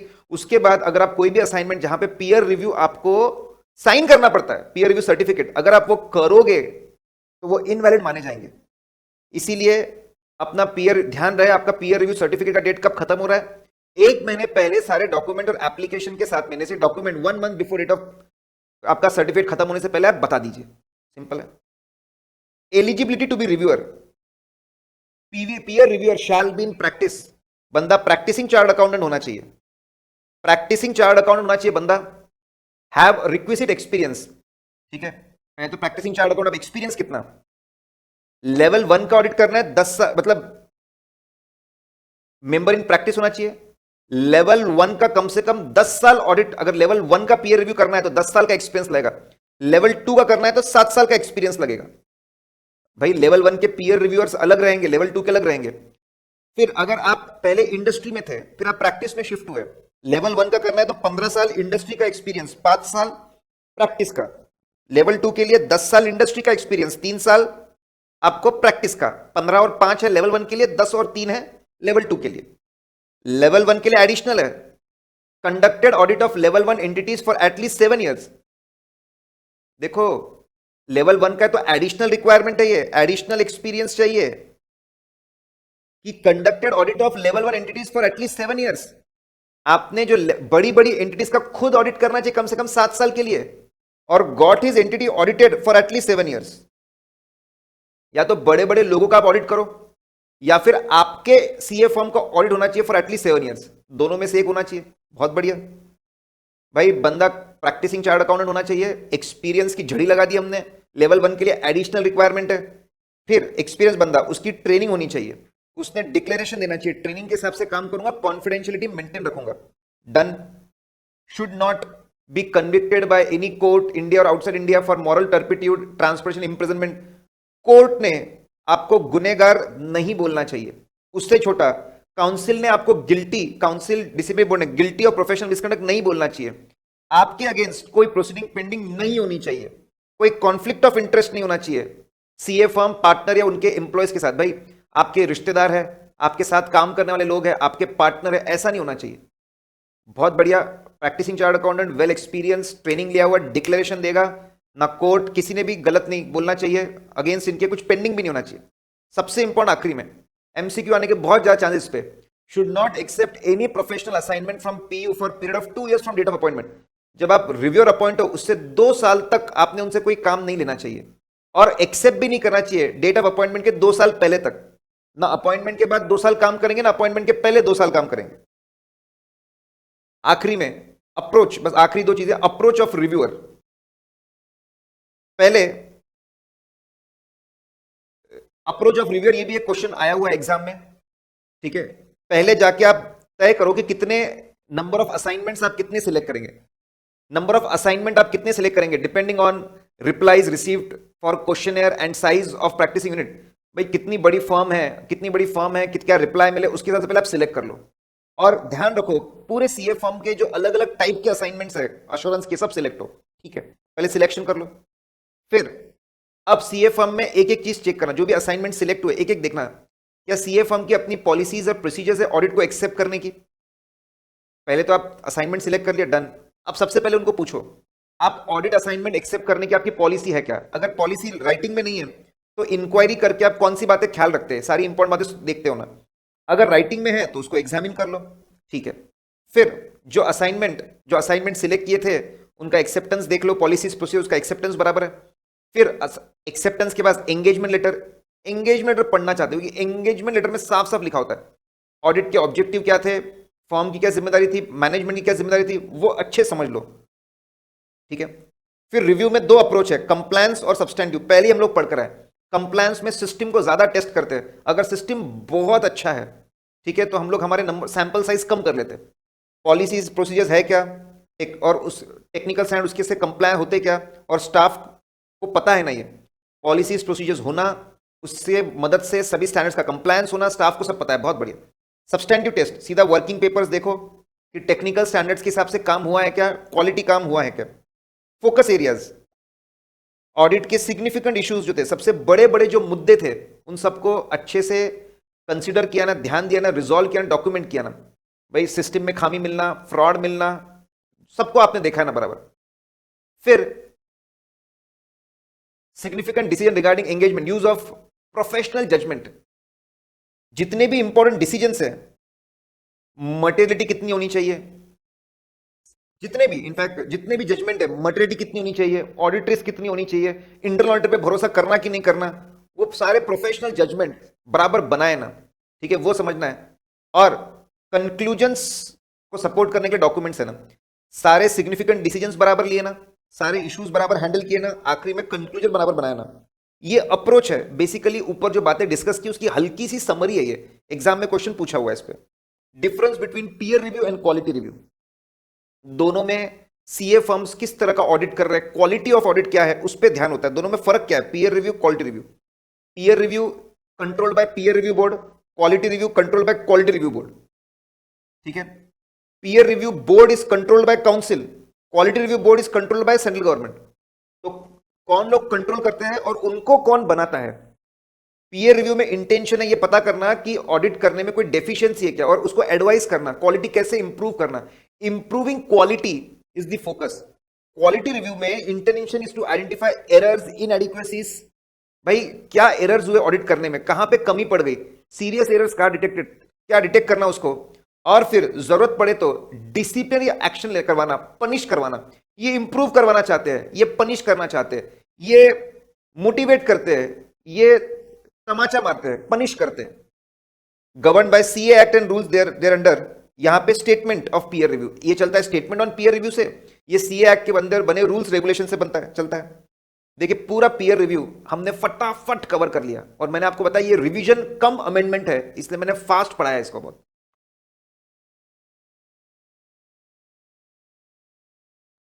चलिए हम लोगों ने पीयर रिव्यू देखा। देखिए चार्ट्स बनाने में हम लोगों ने बहुत मेहनत की है, बहुत डिटेल में जाके चार्ट्स बनाए, और बहुत छोटी छोटी बातों का हम लोगों ने ख्याल रखा है कि फ्लो क्या होना चाहिए, सीक्वेंस क्या होना चाहिए, और आपने उस बात को समझना चाहिए। अगर आप समझेंगे लॉजिक कि किस सीक्वेंस में चीज़ों को लिखा है, तो आपको बहुत फास्ट याद होगी। मैं बताता ही रहता हूँ, लेकिन आपने उसको समझना भी है। अब हमने पीयर रिव्यू आपको पूरा करवा दिया। हमारा एक चैप्टर है इंटरनल ऑडिट, मैनेजमेंट ऑडिट और ऑपरेशनल ऑडिट। देखिए इंटरनल ऑडिट पार्ट में चेंजेस थे, तो मैंने सोचा क्यों ना वो करवा दूं। अब इंटरनल ऑडिट में दो चीज़ें आती है, एक इसके जितना बड़ा उसके अलावा सेक्शन 138 आता है, वो मैं यहाँ पे कवर नहीं कर रहा, बहुत सिंपल सा है। कंपनी अकाउंट्स, कंपनी ऑडिट 2, ये चैप्टर में वो कवर होता है। ऐसे 610 है, वो भी मैं यहाँ पे कवर नहीं कर रहा हूँ। जो डील करता है how to use the work of internal auditor, how to take direct assistance, वो चीज़ मैं यहाँ पे कवर नहीं कर रहा हूँ। I am not covering it, ठीक है। मॉड्यूल में जितनी भी मुझे लगा कि इसके दो के अलावा जो भी चीज़ें हैं जो इंपॉर्टेंट है, वो मैंने सारी कवर कर ली है। 4 पेज के चार्ट्स है, उसमें फटाफट पूरी चीज़ें कवर हो जाएगी। Let's see. सबसे पहले डेफिनेशन है, definition, objective, definition of internal audit बोलिए। ऑब्जेक्टिव की इंटरनल ऑडिटर क्या करता है, स्कोप, रेंज ऑफ एक्टिविटीज, एक ही बात होती है। फ्रेमवर्क गवर्निंग इंटरनल ऑडिट, जो बेसिक फ्रेमवर्क है, फ्रेमवर्क बेसिक प्रिंसिपल्स प्रोवाइड करता है, और 610 के हिसाब से डेफिनेशन क्या है। देखिए हम लोग जब 610 पढ़ाते हैं, डेफिनेशन कवर करते हैं, तो एक छोटी स्टोरी लेते हैं। तो हमारे पीके साहब है, ठीक है, अब वो इमेज यहाँ पर नहीं है, लेकिन मैं फटाफट बता दूं। पीके साहब है, सुबह सुबह 10 बजे जाते हैं, मैनेजमेंट से जाके मिलते हैं। हमारे इंटरनल ऑडिटर है, बोलते हैं बिल्कुल चिंता ना करें, 10 से 12 मीटिंग होती है, बिल्कुल चिंता ना करें, मैं आपकी पूरी मदद करूंगा कंपनी को अच्छे से चलाने में। 2 घंटे वहां पे बिताए, ठीक है, मतलब इंटरनल ऑडिटर मैनेजमेंट 2 घंटे वहां बिताए। फिर 12 बजे गोडाउन में जाके खड़ा हो जाता है और सोचता है 12 से 2 क्या क्या चीज़ें गलत हो सकती है। नकली गुड्स आए, डिफेक्टिव गुड्स आए, ऑब्सोलीट गुड्स आए, गुड्स आके चोरी हो गए, ऐसे बहुत सारी चीज़ें हो सकती है। क्या क्या गलत हो सकता है वो सोचता है 12 से 2। देखो सिंपल स्टोरी है, याद रखने का तरीका है, ठीक है। फिर 2 बजे लंच ब्रेक होता है, 2 से 2:30 लंच ब्रेक, फिर थोड़ा आराम आराम करके 3 बजे से लेके 3 बजे से 6 बजे तक गोडाउन में था तो गोडाउन के बाजू में ऑफिस था। ऑफिस था जहाँ पे पूरे रिकॉर्ड्स रखे हुए हैं और गुड्स वहीं पे ऑफिस के सामने गुड्स आते भी है और गुड्स जाते भी हैं। तो पूरा सिस्टम समझा। ठीक है, 3 घंटे। और लेट्स सी, ये हमने मैं छोटी सी कहानी बनाई ताकि लिंकिंग हो जाए। तो हमारे पीके साहब है, इंटरनल ऑडिटर है, वो 10 से 12 मैनेजमेंट TCWG इनसे मिलते हैं। मैं आपकी पूरी मदद करूंगा कंपनी को चलाने में। Internal auditors internal auditors generally पूरी मदद करते हैं टॉप मैनेजमेंट को गवर्नेंस में, कंपनी को अच्छे से चलाने में। तो बिल्कुल सही बात है। वो देखते हैं कि टॉप मैनेजमेंट का परफॉर्मेंस कैसा है, हाउ इज द परफॉर्मेंस, कैसे इसको इंप्रूव कर सकते हैं, और वो लोग एथिकल वैल्यूज को बराबर इंप्लीमेंट कर रहे हैं कि नहीं कर रहे हैं, कैसे आगे बढ़ा जाए। तो गवर्नेंस में पूरी मदद करता है। बोले मैं कंपनी को इतने अच्छे समझता हूँ, देखता हूँ, इसमें सीखता हूँ, तो मैं आपको जो भी मुझे इंपॉर्टेंट काम की चीज़ पता चलेगी मैं आपको ज़रूर बताऊंगा। तो इंटरनल ऑडिटर के स्कोप में, ठीक है, अच्छा कितना काम करेगा डिपेंड करता है कि इंटरनल ऑडिटर और मैनेजमेंट के बीच में किस तरह का अग्रीमेंट है, किस तरह की अंडरस्टैंडिंग है। तो इंटरनल ऑडिटर्स, ठीक है, अगर अग्रीमेंट में लिखा हो, उनकी अंडरस्टैंडिंग में लिखा हो, तो अपने नॉलेज से, अपने स्किल से पूरी मदद करते हैं गवर्नेंस टॉप मैनेजमेंट को अच्छे से चीज़ें गवर्न करने के लिए। 10 से 12 2 घंटे उसी में गए और यही उसमें सब में डिस्कस किया। आपके मॉड्यूल में एग्जाम्पल्स दिए हर चीज़ के, यही डिस्कस किया। वहाँ पे बोला हुआ है कि ऑब्जेक्टिव्स अचीव कर पा रहे हैं, कैसे अचीव करेंगे, एथिकल वैल्यूज कैसे फॉलो करेंगे, उसमें पूरी मदद करते हैं। अब 12 बजे जाके गोडाउन में खड़े हो गए थे, क्या क्या गलत हो सकता है, कौन सी रिस्क बड़ी है, कौन सी रिस्क छोटी है। यस, आज के डेट में रिस्क मैनेजमेंट एक बहुत इंपॉर्टेंट काम है सभी ऑर्गेनाइजेशन का, कि उनके साथ क्या क्या गलत हो सकता है उसका अंदाजा लगाओ और फिर उससे बचेंगे कैसे अभी से सोच के रखो। तो पूरी मदद करता है रिस्क मैनेजमेंट में। डिपार्टमेंट्स में क्या क्या गड़बड़ हो सकती है, कितनी बड़ी गड़बड़ हो सकती है, कितना बड़ा नुकसान हो सकता है, उससे कैसे बचना चाहिए। जैसे एग्जाम्पल दिया, इन्वेस्टमेंट जो फंक्शन है, ऑर्गेनाइजेशन इन्वेस्टमेंट जो एक्टिविटी है, उसमें उन्होंने बहुत ही कॉम्प्लेक्स फाइनेंशियल इंस्ट्रूमेंट्स में इन्वेस्ट करके रखा है, वहाँ पे बहुत लॉस हो सकते हैं। तो इंटरनल ऑडिटर सजेस्ट करे कि हमने हेजिंग कर लेनी चाहिए ताकि हम लॉस से बच सके। अब जाके गुड़ा ठीक है, 3 बजे गोडाउन के बाजू में जहाँ पे रिकॉर्ड्स थे, इंटरनल कंट्रोल पॉइंट रिकॉर्ड्स देखना शुरू कर दिया। अंडर स्टॉकिंग तो नहीं है, ओवर स्टॉकिंग तो नहीं है। मतलब इंटरनल ऑडिटर देखता है, ही रिव्यूज ऑपरेटिंग एक्टिविटीज, कि आज जो ऑपरेटिंग एक्टिविटीज हो रही है सिस्टम के हिसाब से, are they happening efficiently and effectively, efficiently effective होकर वो देखता है। अब उसके सामने गुड्स उतरे, उसके सामने गुड्स जा रहे हैं, तो उतरे तो बराबर स्टेप बाय स्टेप काम चल रहा है ना, क्वालिटी चेक हो रहा है ना, जा रहे तो चेक रीचेक क्वालिटी चेक होके जा रहे हैं ना। कि इवैल्यूएट्स एग्जिस्टिंग इंटरनल कंट्रोल सिस्टम और उसका मॉनिटरिंग भी, कि उसकी मॉनिटरिंग बराबर हो रही है ना। एग्जिस्टिंग सिस्टम को देखता है, उसकी मॉनिटरिंग को भी देखता है। वहां पे एग्जाम्पल दिया हुआ है, क्या एक्सेप्शन रिपोर्ट जनरेट होती है, ईआरपी एक्सेप्शन रिपोर्ट जनरेट करता है। ईआरपी में मैनेजमेंट टूल्स होते हैं, एक्सेप्शन रिपोर्ट्स आप सब जानते होंगे। अनयूजुअल चीज़ों की रिपोर्टिंग होती है क्या, ठीक है, कि भाई ऐसे कितने एम्प्लॉयज है जिनकी सैलरी 20% से ज़्यादा पे हुई as compare to last month, exception report है। तो एक्सेप्शन रिपोर्टिंग हुई क्या, उसके बाद अब जब ऑपरेशंस की एफिशिएंसी इफेक्टिव देख लिया, एग्जिस्टिंग सिस्टम को इवैल्यूएट कर लिया। अब ट्रांजैक्शन होते वक्त सबसे इंपॉर्टेंट लॉ कंप्लायंस। आया तो इनपुट बराबर लिया क्या, जा रहा है तो बराबर आउटपुट, बराबर जीएसटी बराबर चार्ज किया है क्या। ये भी उनके स्कोप में आ सकता है, डिपेंड करता है मैनेजमेंट उन्होंने क्या डिसाइड किया। और आखिरी में डे एंड पे बहुत सारी रिपोर्ट्स बनती है, परचेस रिपोर्ट, सेल्स रिपोर्ट, वहीं पे बैठा था 3 से 6। पहले एफिशिएंसी इफेक्टिवनेस देख लिया, एग्जिस्टिंग सिस्टम देख लिया, लॉ का कंप्लायंस देख लिया। अब ऑपरेटिंग फाइनेंशियल इन्फॉर्मेशन जो जनरेट हो रही है, इज इट रिलायबल, क्या वो रिलायबल है, वो भी देखता है वो, और उसको एनालाइज करता है, कंपेयर करेगा, पिछले साल से कंपैरिजन में एक्सपेंस क्यों बढ़ गए, इनकम कम क्यों होगी, एंड सो ऑन। तो एक इंटरनल ऑडिटर के ऑब्जेक्टिव में, स्कोप में ये एक्टिविटीज आ सकती है। प्रिंसिपल 3 चीजें, 10 से 12 गवर्नेंस, 12 से 2 रिस्क मैनेजमेंट, 3 से 6 इंटरनल कंट्रोल से एक्टिविटीज, और उसमें 4 चीजें, एग्जिस्टिंग एक्टिविटीज को रिव्यू करना, एग्जिस्टिंग इंटरनल कंट्रोल्स को देखना, लीगल कंप्लायंस को देखना, और ऑपरेटिंग फाइनेंशियल रिपोर्ट्स बराबर बन रही उसको भी स्टडी करना। नाउ अभी हमारा मॉड्यूल महान है, पहले डेफिनेशन देता है, डेफिनेशन देता है और एग्जाम्पल्स के साथ में, डेफिनेशन अलॉन्ग विद एग्जाम्पल्स वो हमने देख लिया, ठीक है। अब जो हमारे इंटरनल ऑडिटर्स है, अब वो बताते हैं कि internal auditors reviews management audit, ठीक है। Scope of internal auditing includes review of management functions, management audit नहीं, मैनेजमेंट फंक्शंस। मैनेजमेंट फंक्शंस क्या होता है, जो टॉप मैनेजमेंट है वो बहुत सारे काम करता है ऑर्गेनाइजेशन में, बहुत सारे काम करता है, उसको रिव्यू करना एक इंपॉर्टेंट एक्ट, उसको टॉप मैनेजमेंट जो बहुत सारे काम कर रहा है ऑर्गेनाइजेशन में, उसको रिव्यू करना, उसको रिव्यू करना इंटरनल ऑडिटर का काम होता है। तो जनरली वो क्या क्या एक्टिविटीज रिव्यू करता है, अभी जो मैं ऊपर पढ़कर आया उससे मिलता जुलता है, लेकिन ये भी आपको अलग से पता होना चाहिए, ये अलग से क्वेश्चन आ सकता है। इंटरनल ऑडिटर मैनेजमेंट के बहुत सारे फंक्शंस को रिव्यू करता है, उसका शॉर्टकट है इंटरनल ऑडिटर ने ग्रैस्प करना चाहिए ये चीजें, ग्रैस्प ग्रैस्प करना चाहिए मतलब ये रिव्यू करनी चाहिए ये चीजें। I stand for existing internal control systems को रिव्यू करना चाहिए, ठीक है। आई दो बार है,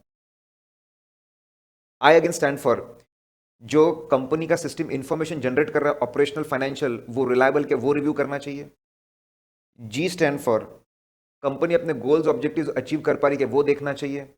आर फॉर रिसोर्सेस का यूटिलाइजेशन बराबर है क्या वो देखना चाहिए। देखो चीजें मैच करेगी, ऊपर की जो डेफिनेशन थी 610 के हिसाब से थी, बहुत ही बढ़िया डेफिनेशन है, और यहाँ पे कुछ डेफिनेटली इंटरनल ऑडिटर, लेकिन ऊपर उन्होंने डेफिनेशन के पॉइंट ऑफ व्यू से बताया, यहाँ पे कौन से मैनेजमेंट के काम हम रिव्यू करने वाले उसके पॉइंट ऑफ व्यू से बताया। फिर ए स्टैंड फॉर एसेट सेफगार्डेड है ना, सेफ है ना, ये भी वो रिव्यू करता है। एस ऑर्गेनाइजेशन स्ट्रक्चर, ये क्वेश्चन आया था, उसको शॉर्टकट के साथ देखेंगे, ऑर्गेनाइजेशन स्ट्रक्चर को रिव्यू करता है।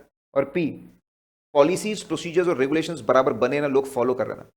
तो आई इंटरनल कंट्रोल सिस्टम को रिव्यू करता है, इंफॉर्मेशन रिलायबल है, रिलेवेंट रिलायबल है उसको रिव्यू करता है। ग्रास गोल्स ऑब्जेक्टिव अचीव कर रहे हैं, रिसोर्सेज का यूटिलाइजेशन बराबर है, एसेट सेफगार्डेड है ना, ऑर्गेनाइजेशन स्ट्रक्चर बराबर है, और पॉलिसीज प्लान्स एंड प्रोसीजर्स बराबर फॉलो किया रहे। अब एक एक को लेकर चलते हैं। अगर आप मॉड्यूल में देखेंगे तो भर भर के थ्योरी दिए हमने, सबके प्यारे प्यारे चार्ट बना लिए, और बहुत सिंपल है, बहुत आसान है। इंटरनल कंट्रोल सिस्टम से वो क्या देखता है, इज इट डिजाइन प्रॉपरली, आपने इसको बराबर बनाया क्या, आपने परचेस में सेग्रीगेशन ऑफ ड्यूटी लगाया क्या, आपने ऑथराइजेशन सिस्टम लगाया क्या, आप रिकॉर्ड्स बराबर रखवाते हो क्या, डिजाइन बराबर किया है क्या, देखना कि इंटरनल असेस करना कि इंटरनल कंट्रोल का डिजाइन बराबर है क्या। फिर उसके बाद में is it operating effectively through out the year, internal controls में यही तो चीज चेक करते हैं, सिस्टम बराबर बना है क्या, and is it operating through out the year properly, ठीक है। ये करके वो ओवरऑल इंटरनल ऑडिट रिस्क को कम करना चाहता है। अब ये इंटरनल ऑडिट रिस्क, सर ये कौन सी रिस्क होती है, कभी पढ़ा नहीं कभी सुना नहीं, ठीक है। देखिए ये जो पुरानी थ्योरी है इसमें टर्मिनोलॉजी यूज की, इस पर ज्यादा मत सोचिए, ठीक है। ये सिस्टम को स्टडी कर करके उसको इंप्रूव, स्टडी सिस्टम को इवेल्युएट करना, डिजाइन उसकी बराबर है, ये सब करके चीजें इंप्रूव करते हो, इससे इंटरनल ऑडिट रिस्क कम होती है। तो उन्होंने बोला 3 तरह की risk, inherent risk, control risk, detection risk. ऐसे सिस्टम्स को स्टडी करके एनालाइज करके उसकी खामियां दूर कर कर इंटरनल ऑडिट की रिस्क कम होती है, इनहेरेंट रिस्क, ठीक है। इनहेरेंट रिस्क जो बिजनेस के नेचर और लोगों की वजह से है, सिस्टम बना बना कर उसको कॉम्पनसेट करते हैं, कंट्रोल रिस्क कम होती है, इंटरनल ऑडिटर के हाथ से गलतियां हो जाएगी, छूट जाएगी, डिटेक्शन रिस्क कम हो जाती है। सिस्टम्स को स्टडी करना, इवैल्यूएट करना बहुत अच्छी बात है, इनहेरेंट रिस्क को कॉम्पनसेट करते हैं, जो बिजनेस की रिस्क है उसको कॉम्पनसेट करते हैं। कंट्रोल रिस्क, सिस्टम अच्छा होगा कंट्रोल रिस्क कम हो जाती है, डिटेक्शन रिस्क कम हो जाती है, ठीक है। इससे ज्यादा रिसर्च की जरूरत नहीं है। ये भी देखते हैं कि सिस्टम बने तो है सब बराबर, are they cost effective, are they cost effective, वो भी देखना है। पता चला कि बहुत हाई फाई आपने सिस्टम बनाई और एक फैन ही वो काम कर सकता है, साबुन, खाली साबुन के डब्बे अगर निकालने हैं, एक बड़ा फैन लगा दो, खाली डब्बे अपने आप उड़ जाएंगे, बहुत हाई फाई चीज करने की जरूरत नहीं है। और लिमिटेशंस ऑफ इंटरनल कंट्रोल्स, क्या इंटरनल कंट्रोल्स के लिमिटेशंस है वो हमको देखने, भाई हम सब लिमिटेशंस जानते हैं, हम पढ़कर मतलब हम पढ़ते हैं इंटरनल कंट्रोल के चैप्टर में हम लोग पढ़ते हैं इसको, कि भाई टॉप मैनेजमेंट ओवरराइड तो नहीं करेगा, मिड लेवल मैनेजमेंट कोल्यूजन तो नहीं करेगा, लोअर लेवल जो एम्प्लॉयज है वो ह्यूमन एरर तो नहीं करेंगे, उसको भी स्टडी कर लो। तो उसकी डिजाइन देखना इंटरनल कंट्रोल की, उसका ऑपरेटिंग इफेक्टिवनेस देखना, रिस्क को कम करना, कॉस्ट इफेक्टिव है क्या, लिमिटेशन, ये सब चीजें होती है। Then I again stand for information reliability, relevance and reliability of the information.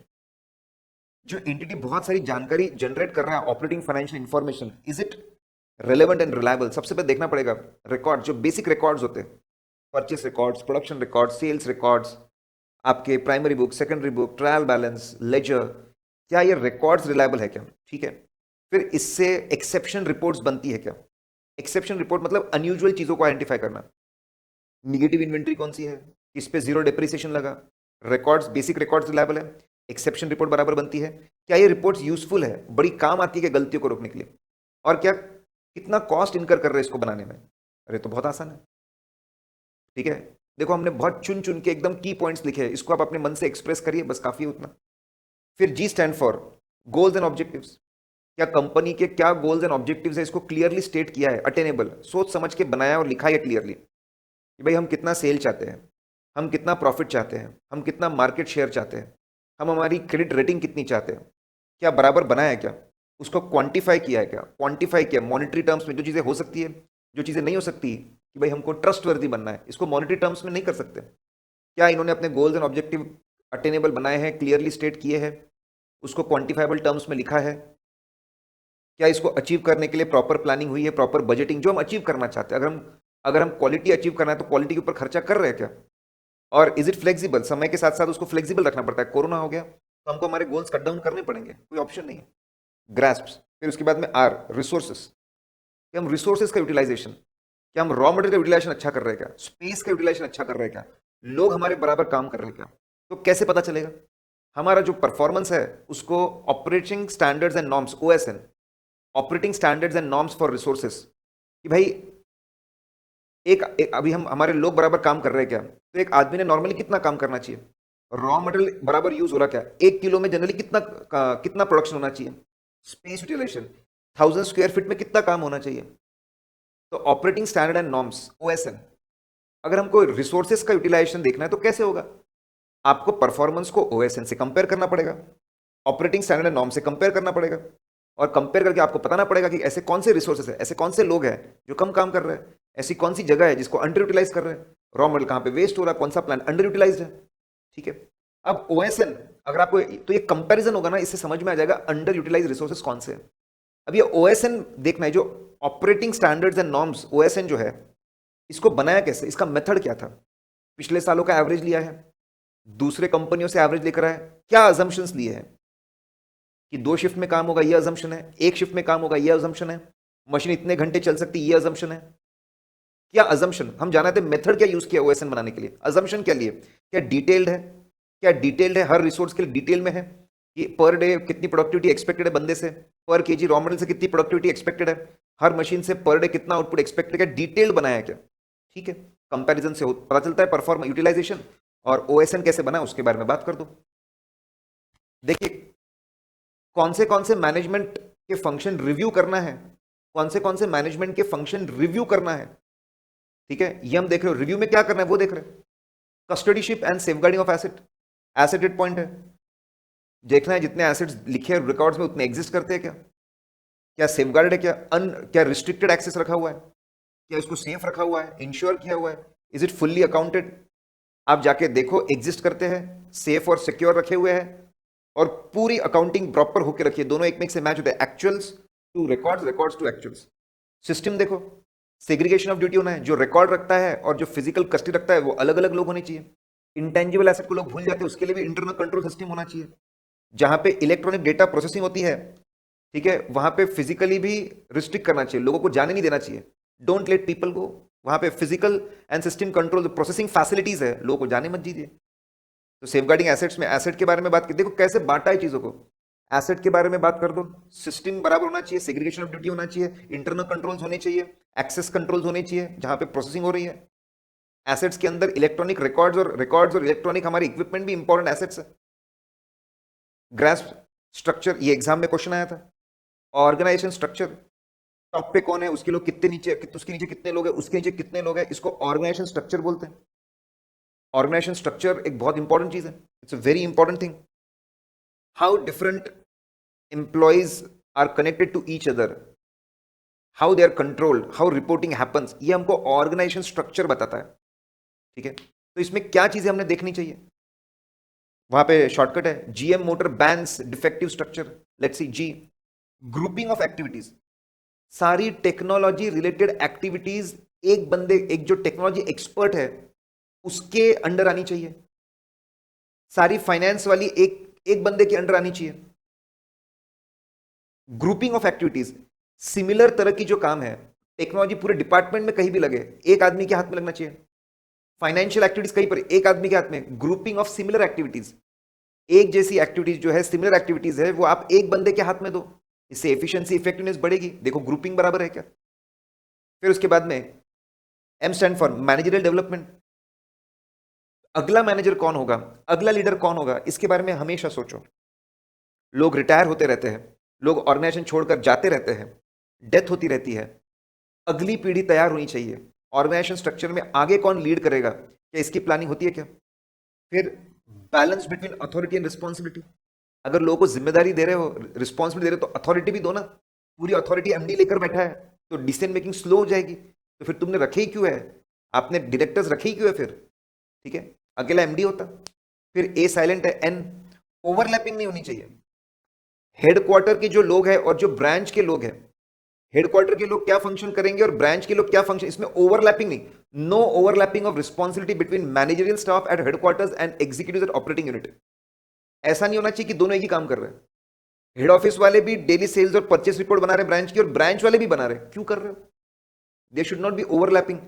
जिम्मेदारियों में ओवरलैपिंग नहीं होनी चाहिए।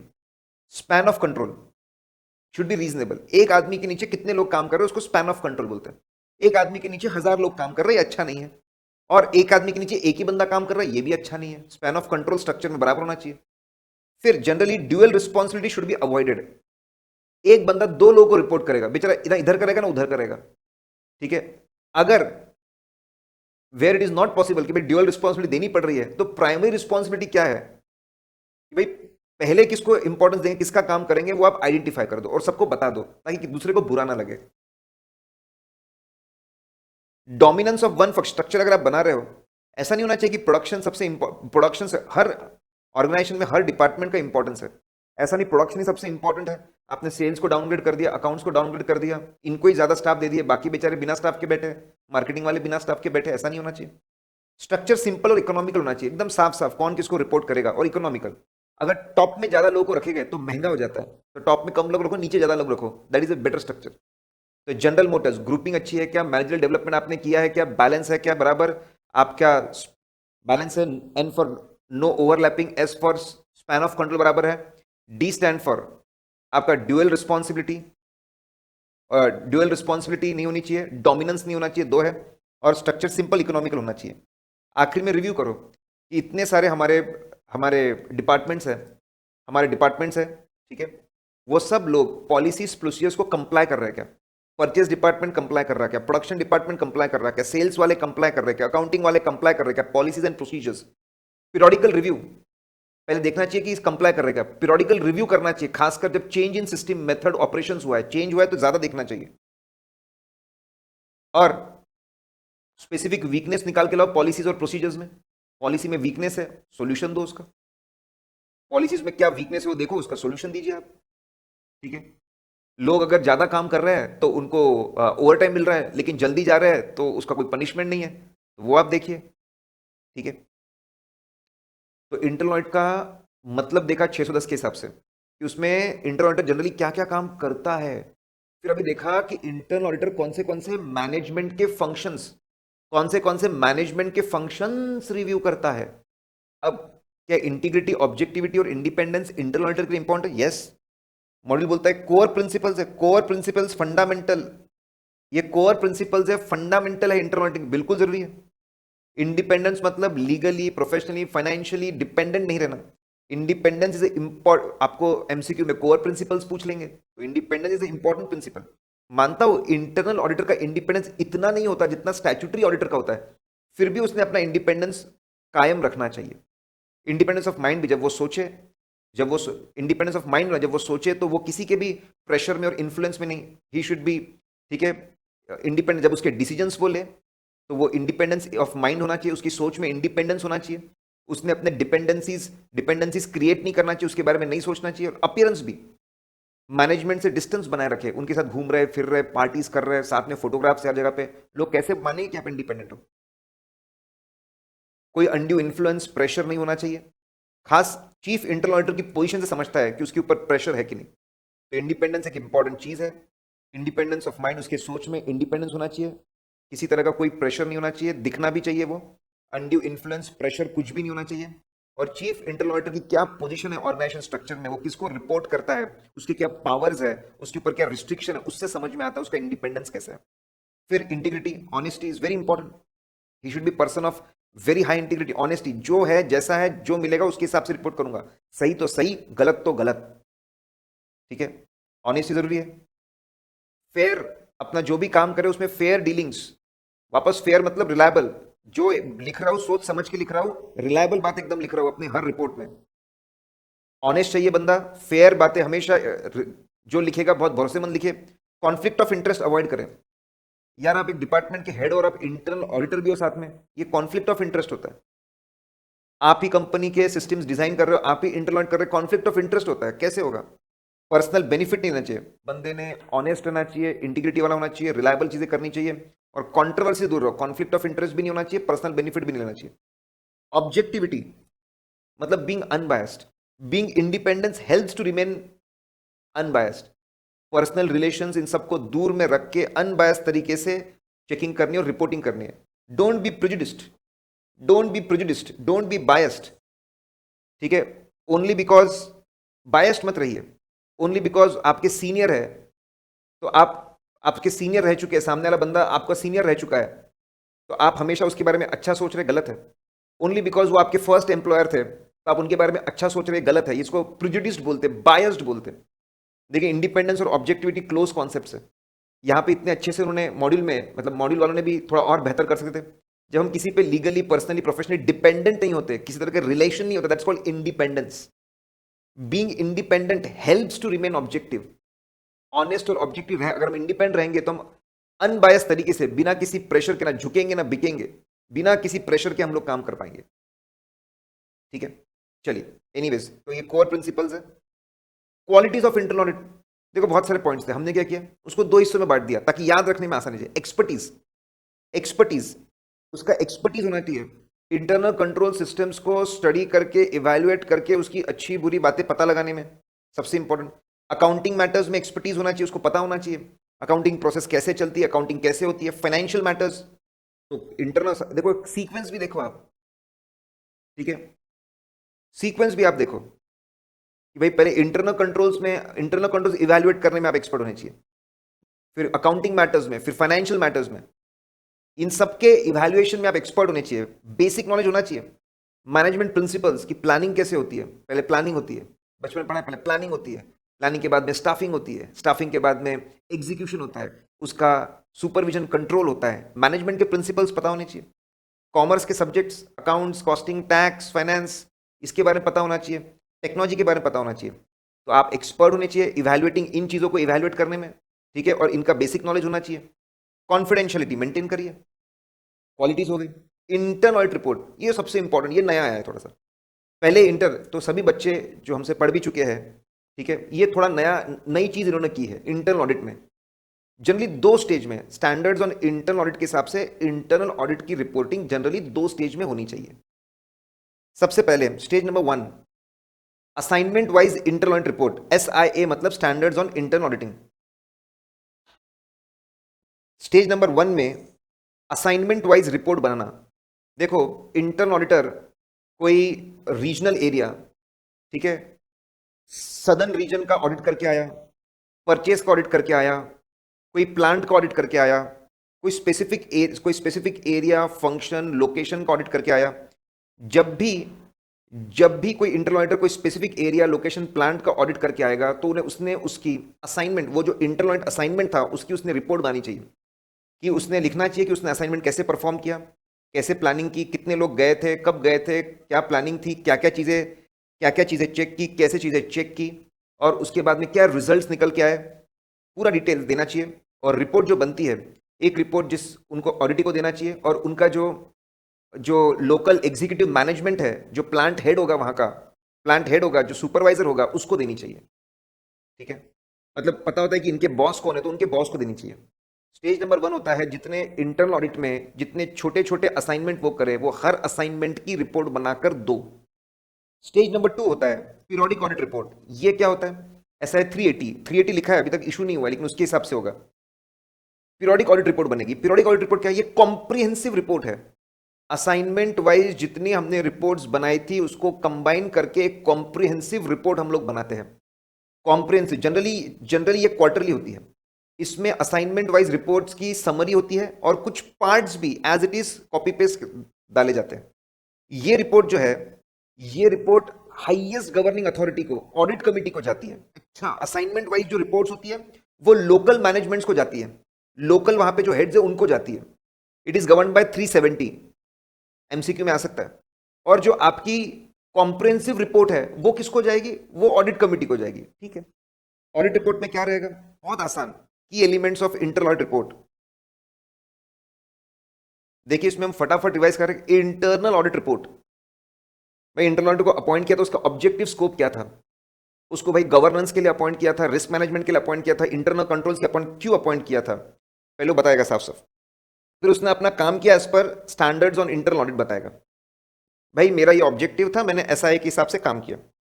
एग्जीक्यूटिव समरी ऑफ ऑल की ऑब्जर्वेशंस, मुझे गवर्नेंस में क्या खामियां मिली, रिस्क मैनेजमेंट में क्या खामियां मिली, सिस्टम में क्या खामियां मिली, उसकी पूरी समरी, ऑब्जर्वेशन। फिर उसका करेक्टिव एक्शन, उसकी भी समरी, करेक्टिव एक्शन कैसे, गवर्नेंस को कैसे इंप्रूव कर सकते हैं, रिस्क मैनेजमेंट को कैसे इंप्रूव कर सकते हैं, इंटरनल कंट्रोल कैसे इंप्रूव कर सकते हैं। और कोई अश्योरेंस है क्या, इतनी छानबीन करने के बाद आप किसी चीज पे अश्योरेंस देना चाहते, मतलब कि भाई इंटरनल कंट्रोल्स इस एरिया के रिलायबल है, इंटरनल फाइनेंशियल कंट्रोल्स रिलायबल है, आखिरी में अगर हो तो अश्योरेंस, अगर कुछ प्रॉमिस किया था तो। पहले ऑब्जेक्टिव क्या था वो बता दो, भाई मेरा ऑब्जेक्टिव ये था, मैंने इसको पूरा किया, स्टैंडर्ड्स ऑन इंटरनल को फॉलो करके। समरी दे रहा हूं ऑब्जर्वेशन की, फिर समरी दे रहा हूं करेक्टिव एक्शन की, फिर nature of assurance. Important concept related to internal audit report, भाई साहब कोई भी इंटरनल ऑडिट रिपोर्ट पहले ड्राफ्ट रिपोर्ट बनेगी, वो क्लाइंट के साथ में डिस्कस होगी। No interchange be issued in final form unless draft report has been previously shared with ऑडिटी।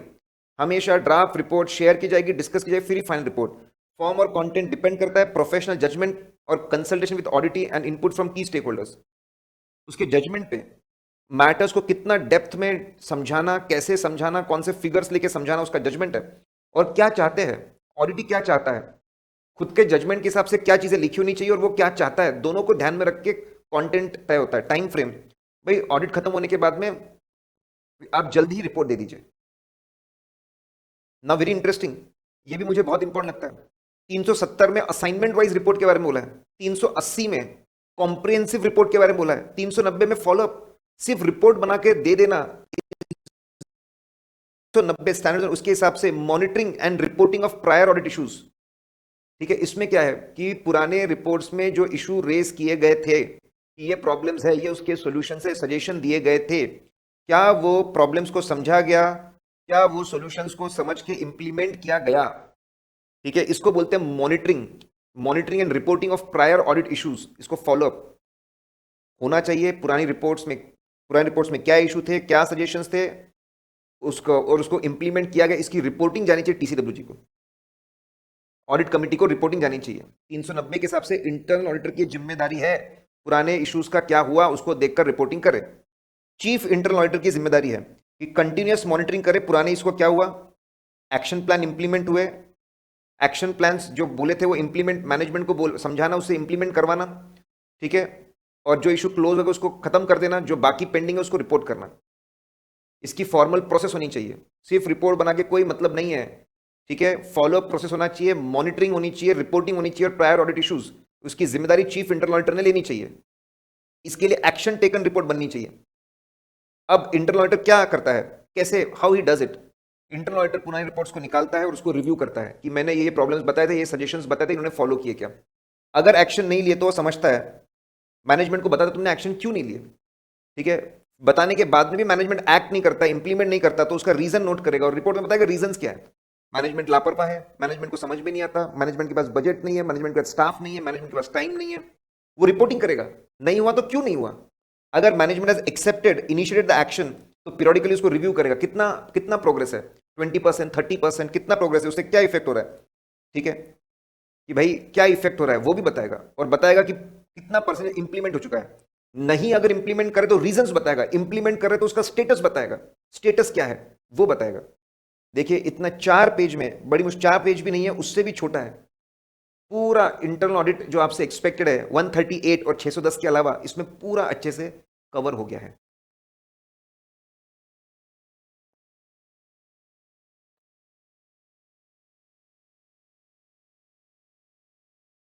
चलिए हम लोग क्वालिटी रिव्यू देखेंगे। ये चैप्टर में काफ़ी सारे चेंजेस है, बच्चों को जनरली आंसू आ जाते हैं ये चैप्टर पढ़ते पढ़ते। ये चार्ट्स आपके लाइफ को सुपर सुपर सुपर सिंप्लीफाई कर देंगे। इतना मज़ा आएगा आप लोगों को पढ़ने में। हमने इतनी रिसर्च करके इसको इतना ज़बरदस्त सिंप्लीफाई किया है। आप you will be just dilated. आपको लगेगा क्वालिटी रिव्यू मेरा बेस्ट चैप्टर, अभी तक के वर्स्ट चैप्टर था और अब बेस्ट चैप्टर हो जाएगा। So guys we have worked really really hard on small small things. उसको समझिए और उसका पूरा फायदा उठाइए। ठीक है, चलिए, what are the objectives of quality review. देखिए, peer review versus quality review हम देख चुके हैं। सीए फर्म जो रिव्यू करवा रहा है वो पीयर रिव्यू है, गवर्नमेंट जो करवा रहा है वो क्वालिटी रिव्यू है। ऐसा आप मान लीजिए, मोटा मोटी डिफरेंस। इनका ऑब्जेक्टिव क्या है? क्वालिटी, कि सीए फर्म क्वालिटी चेक करना कि भाई सीए फर्म क्वालिटी ऑडिट कर रहे हैं ना। क्वालिटी मतलब क्या हम जानते हैं कि भाई ऑडिट का जो पूरा काम है शुरुआत से लेकर आखिरी तक वो as per law, rules, regulations, technical standards के हिसाब से हो रहा है ना, और आखिरी में रिपोर्ट रिलायबल है ना। सिंपल सी बात। ये लोग वीकनेसेस निकालेंगे। कहाँ पे वीकनेस है ऑडिट करने में? ये ऑडिट करने वाले लोग शेड्यूल 3 बराबर नहीं देख रहे हैं, एम्प्लॉय बेनिफिट का इंडेक्स बराबर नहीं देख रहे हैं, उसके वीकनेस निकालेंगे। ठीक है, ये उनके ऑब्जेक्टिव है, क्वालिटी चेक करना, वीकनेसेस ढूंढ ढूंढ के निकालना, फिर एक्शन लेना। क्या एक्शन लेंगे आखिरी में पढ़ेंगे। ये अचीव करने के लिए वो क्या करते हैं, अपना ऑब्जेक्टिव अचीव करने के लिए वो लोग पहले सिलेक्ट करते कौन से ऑडिट का रिव्यू करना है। ध्यान से सुनना, कौन से ऑडिट का रिव्यू करना है। इस कंपनी के ऑडिट का रिव्यू करना है, रिलायंस के ऑडिट का रिव्यू करना है, टाटा के ऑडिट के रिव्यू करना है, ठीक है, ग्लेनमार्क के ऑडिट का रिव्यू करना है। कौन से कंपनी के ऑडिट का रिव्यू करना है पहले वो सिलेक्ट करते हैं। फिर उसके बाद इसका ऑडिट कौन से फर्म ने किया था उसको पता करते, फिर जाके देखते तूने ऑडिट कैसे किया। साथ में ये भी देखते हैं कि तेरे फर्म का क्वालिटी कंट्रोल सिस्टम कैसा है। पूरा ऑडिट नहीं देखते, कुछ ही एस्पेक्ट्स। हर साल क्वालिटी रिव्यू होता है। Every year quality review board conducts quality review, और हर साल एजेंडा होता है। किसी साल रिस्क असेसमेंट प्रोसीजर्स पे ज्यादा ध्यान देते, किसी साल टेस्ट ऑफ कंट्रोल पे ज्यादा ध्यान देते, किसी साल शेड्यूल 3 के कंप्लायंस पे ज्यादा ध्यान देते, किसी साल इंडेस के कंप्लायंस पे ज्यादा ध्यान देते, एंड सो ऑन।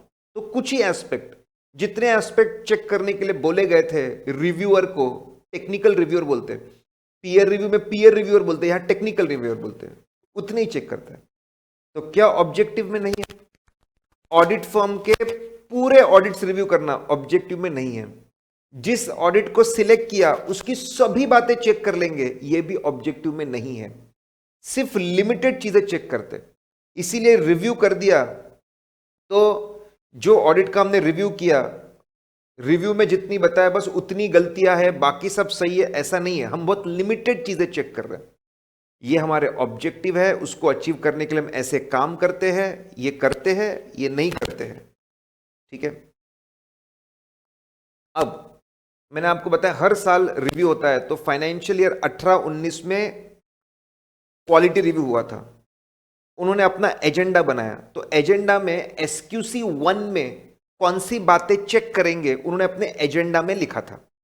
याद रखने के लिए मैंने क्या किया, एलिमेंट्स ऑफ क्वालिटी कंट्रोल आप लोगों को याद होने चाहिए यार, ये तो याद ही होने चाहिए। Elements of quality control SA 220 और एसक्यूसी 1 में पढ़ते हैं। ठीक है, तो शॉर्ट में सबसे पहले लीडर ने जिम्मेदारी लेनी चाहिए, ह्यूमन रिसोर्स अच्छा होना चाहिए, ये लोग एथिकल, अगर आप क्वालिटी मेंटेन करना चाहते हो एथिकल और इंडिपेंडेंट होने चाहिए, सोच समझ के असाइनमेंट एक्सेप्ट करने चाहिए, अच्छे से परफॉर्म करने चाहिए, काम होने के बाद मॉनिटर करना चाहिए काम बराबर हुआ कि नहीं। लीडरशिप का कोई पॉइंट नहीं है, ह्यूमन रिसोर्स का है।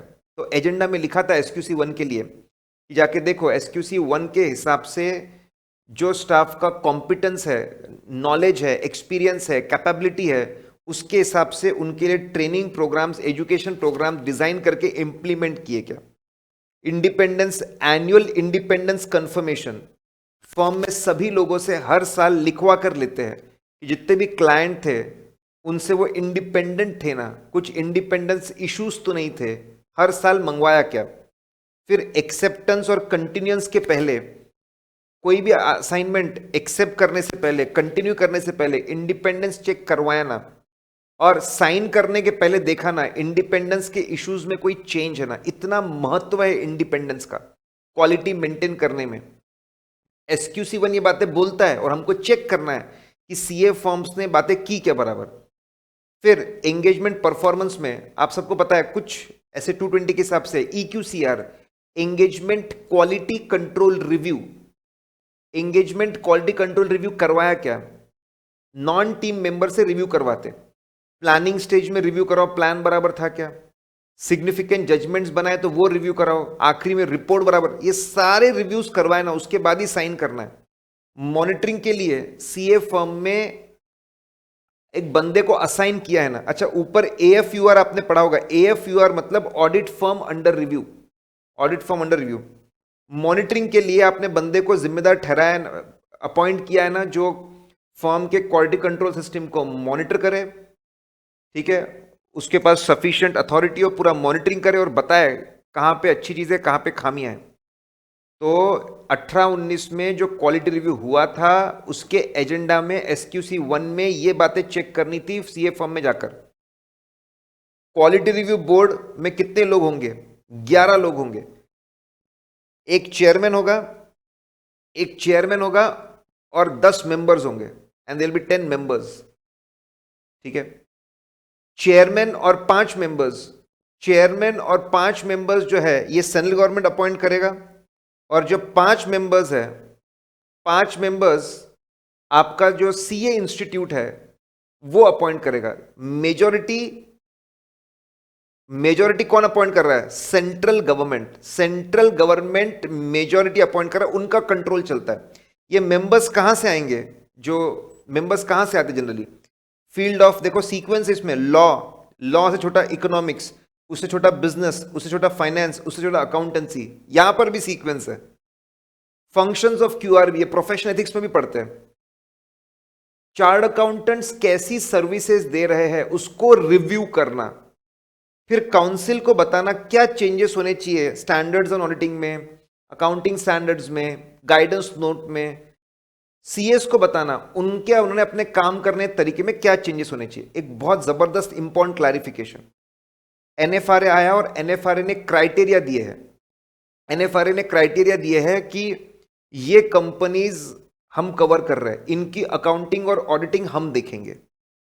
MC ने क्लैरिफाई कर दिया, जितनी कंपनीज NFRA के रूल 3 में कवर होती है उसके ऑडिट को क्वालिटी रिव्यू बोर्ड हाथ नहीं लगाएगा, उसको सिलेक्ट नहीं कर सकता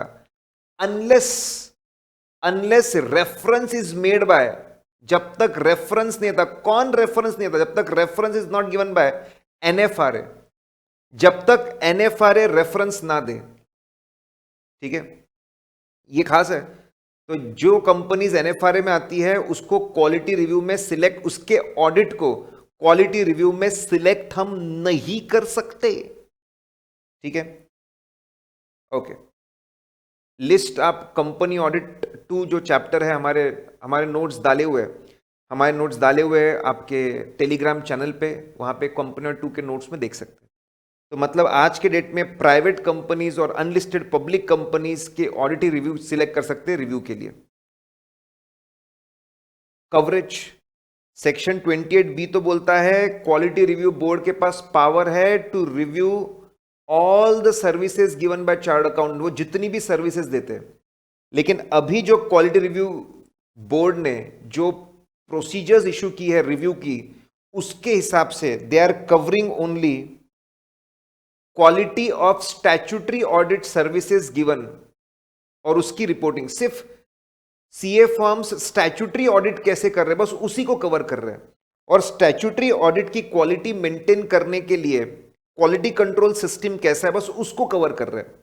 अभी वो क्या कवर नहीं कर रहे? देखो MCQ के लिए तो एक्सट्रीमली इंपॉर्टेंट चैप्टर है, GST ऑडिट कवर नहीं कर रहे, इंटर्नल ऑडिट कवर नहीं कर रहे, टैक्स ऑडिट कवर नहीं कर रहे, CA लोग जो सर्विसेज दे रहे वो कवर नहीं कर रहे, ठीक है।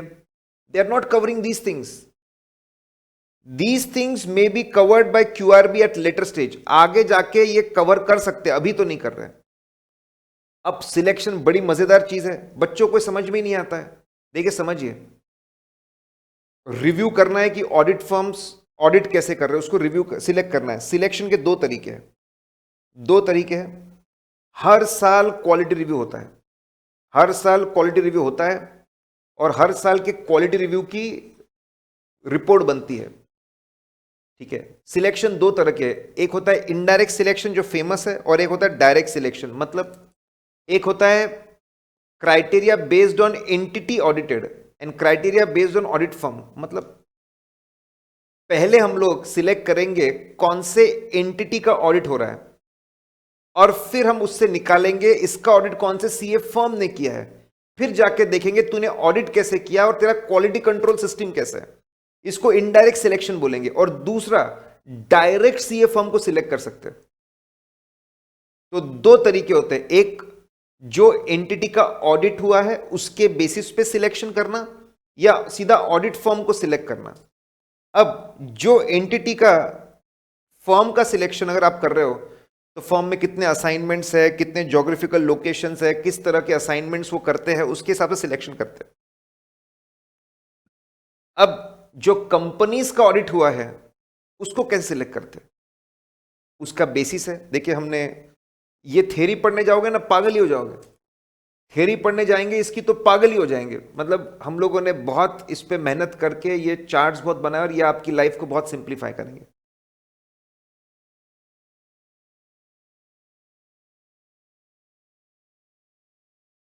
अब हमको सिलेक्ट करना है कि ये कंपनी के ऑडिट को सिलेक्ट करते हैं, तो उसका बेसिस क्या होगा। मिस्टर फैन शॉर्टकट है, market intelligence report. Market intelligence report के हिसाब से जो सेक्टर्स बहुत रिस्की है, ससेप्टेबल टू रिस्क है, जो सेक्टर्स में फाइनेंशियल, जो सेक्टर्स में गड़बड़ के बहुत ज्यादा चांसेस लग रहे हैं, वो सेक्टर के कंपनियों की लिस्ट बनेगी। ठीक है, फिर रिस्क बेस्ड, जो कंपनियां इंडिविजुअली बहुत रिस्की है, ऐसा लगता है कि शेयर होल्डर्स को नुकसान पहुंच सकता है, रेगुलेटरी अथॉरिटीज बोल रही कि ये कंपनियां रिस्की है, उनकी लिस्ट बनेगी। जिन कंपनियों में फ्रॉड हो चुका है या हो सकता है उनकी लिस्ट बनेगी।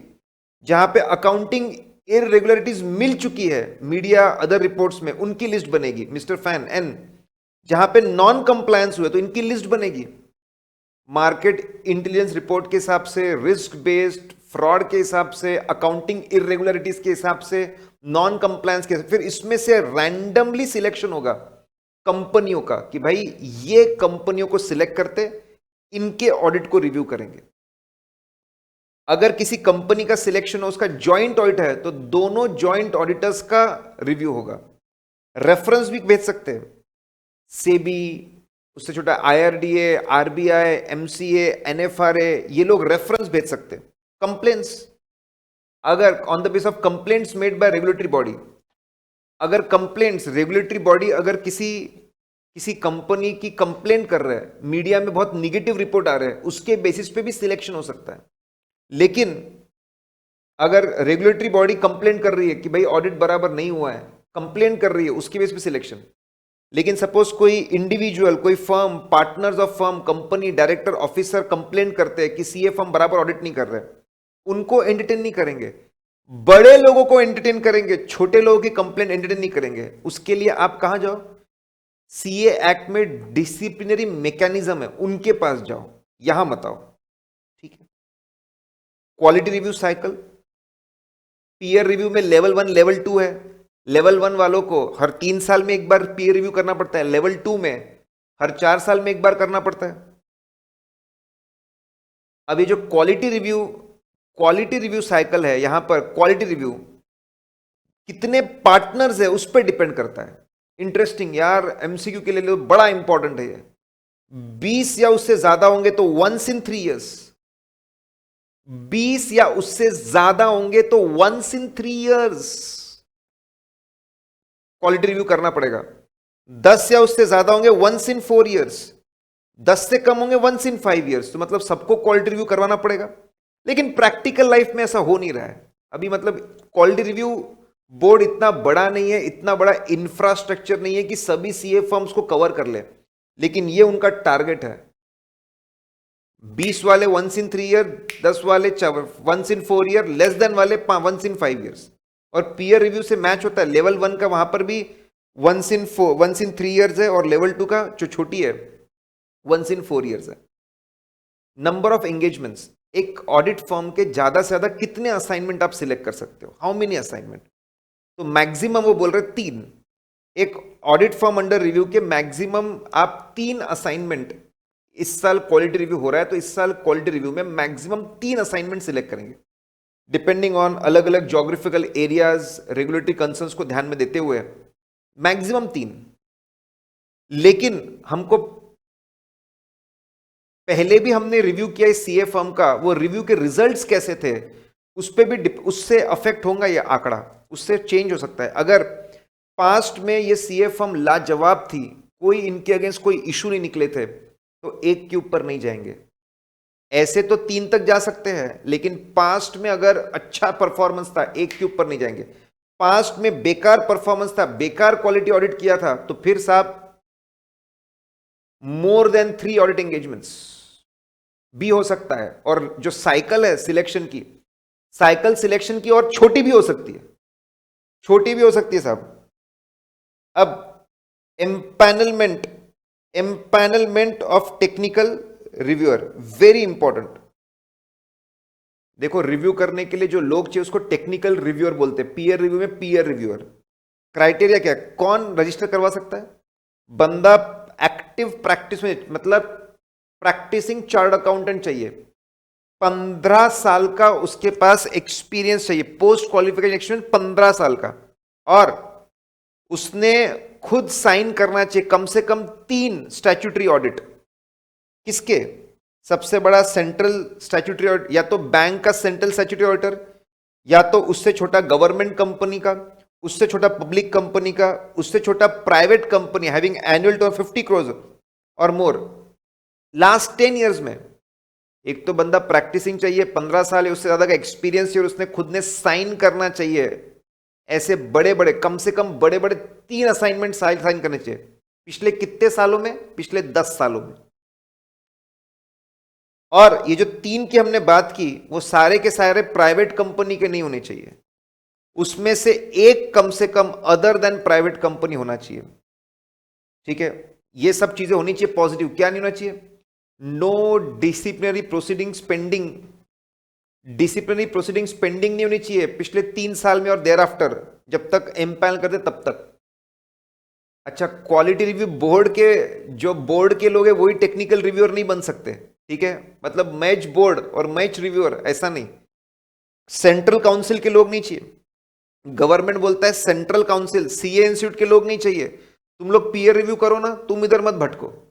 सेंट्रल काउंसिल के लोग नहीं चाहिए, रीजनल काउंसिल के लोग नहीं चाहिए, ब्रांच लेवल लोग नहीं चाहिए। क्राइटेरिया कभी भी बदल सकते, रिजेक्ट भी कर सकते विदाउट असाइनिंग रीजंस। बहुत इंपॉर्टेंट, टेन्योर। टेन्योर में एडमिनिस्ट्रेटिव प्रॉब्लम्स को कम करने के लिए, कन्वीनियंस के लिए, वो लोग 3 साल का एक पीरियड अनाउंस कर देते। Suppose financial year 19-20, 20-21, 21-22 is a block period. हो सकता है कोई पहले साल से जुड़ जाए एज अ टेक्निकल रिव्यूअर, हो सकता है कोई दूसरे साल से जुड़े 2 साल के लिए, हो सकता है कोई सिर्फ आखिरी साल के लिए जुड़े, लेकिन टाइम ब्लॉक एक 3 साल का टाइम फिक्स कर दिया है। लोग पहले से जुड़ सकते, दूसरे से जुड़ सकते, तीसरे साल में जुड़ सकते। एनुअल डिक्लेरेशन देना पड़ता है कि मैं सारे क्राइटेरिया इस साल फुलफिल करता हूं। पहला ब्लॉक खत्म होने के बाद, ब्लॉक पीरियड खत्म होने के बाद, उसको फिर से टेक्निकल रिव्यूअर रखना कि नहीं रखना बोर्ड पे डिपेंड करता है। एम्पैनलमेंट मतलब गारंटी नहीं होती। आप इनके साथ एम्पैनल होंगे, आपको ट्रेनिंग करनी पड़ेगी, ट्रेनिंग, अंडरगो ट्रेनिंग, इंडियस companies act, technical standards. POU मतलब प्रोग्राम ऑर्गेनाइजिंग यूनिट, जो सीए इंस्टीट्यूट का प्रोग्राम ऑर्गेनाइजिंग यूनिट है, आपको उनकी ट्रेनिंग्स आपको अटेंड करनी पड़ेगी। और पिछले 6 साल में आपने कितनी ट्रेनिंग्स की उसके डिक्लेरेशन भी देने पड़ेंगे। तो एम्पैनलमेंट भी है, उसमें टेन्योर भी है और ट्रेनिंग भी है। इंडिपेंडेंस, बंदा दूध से धुला होना चाहिए।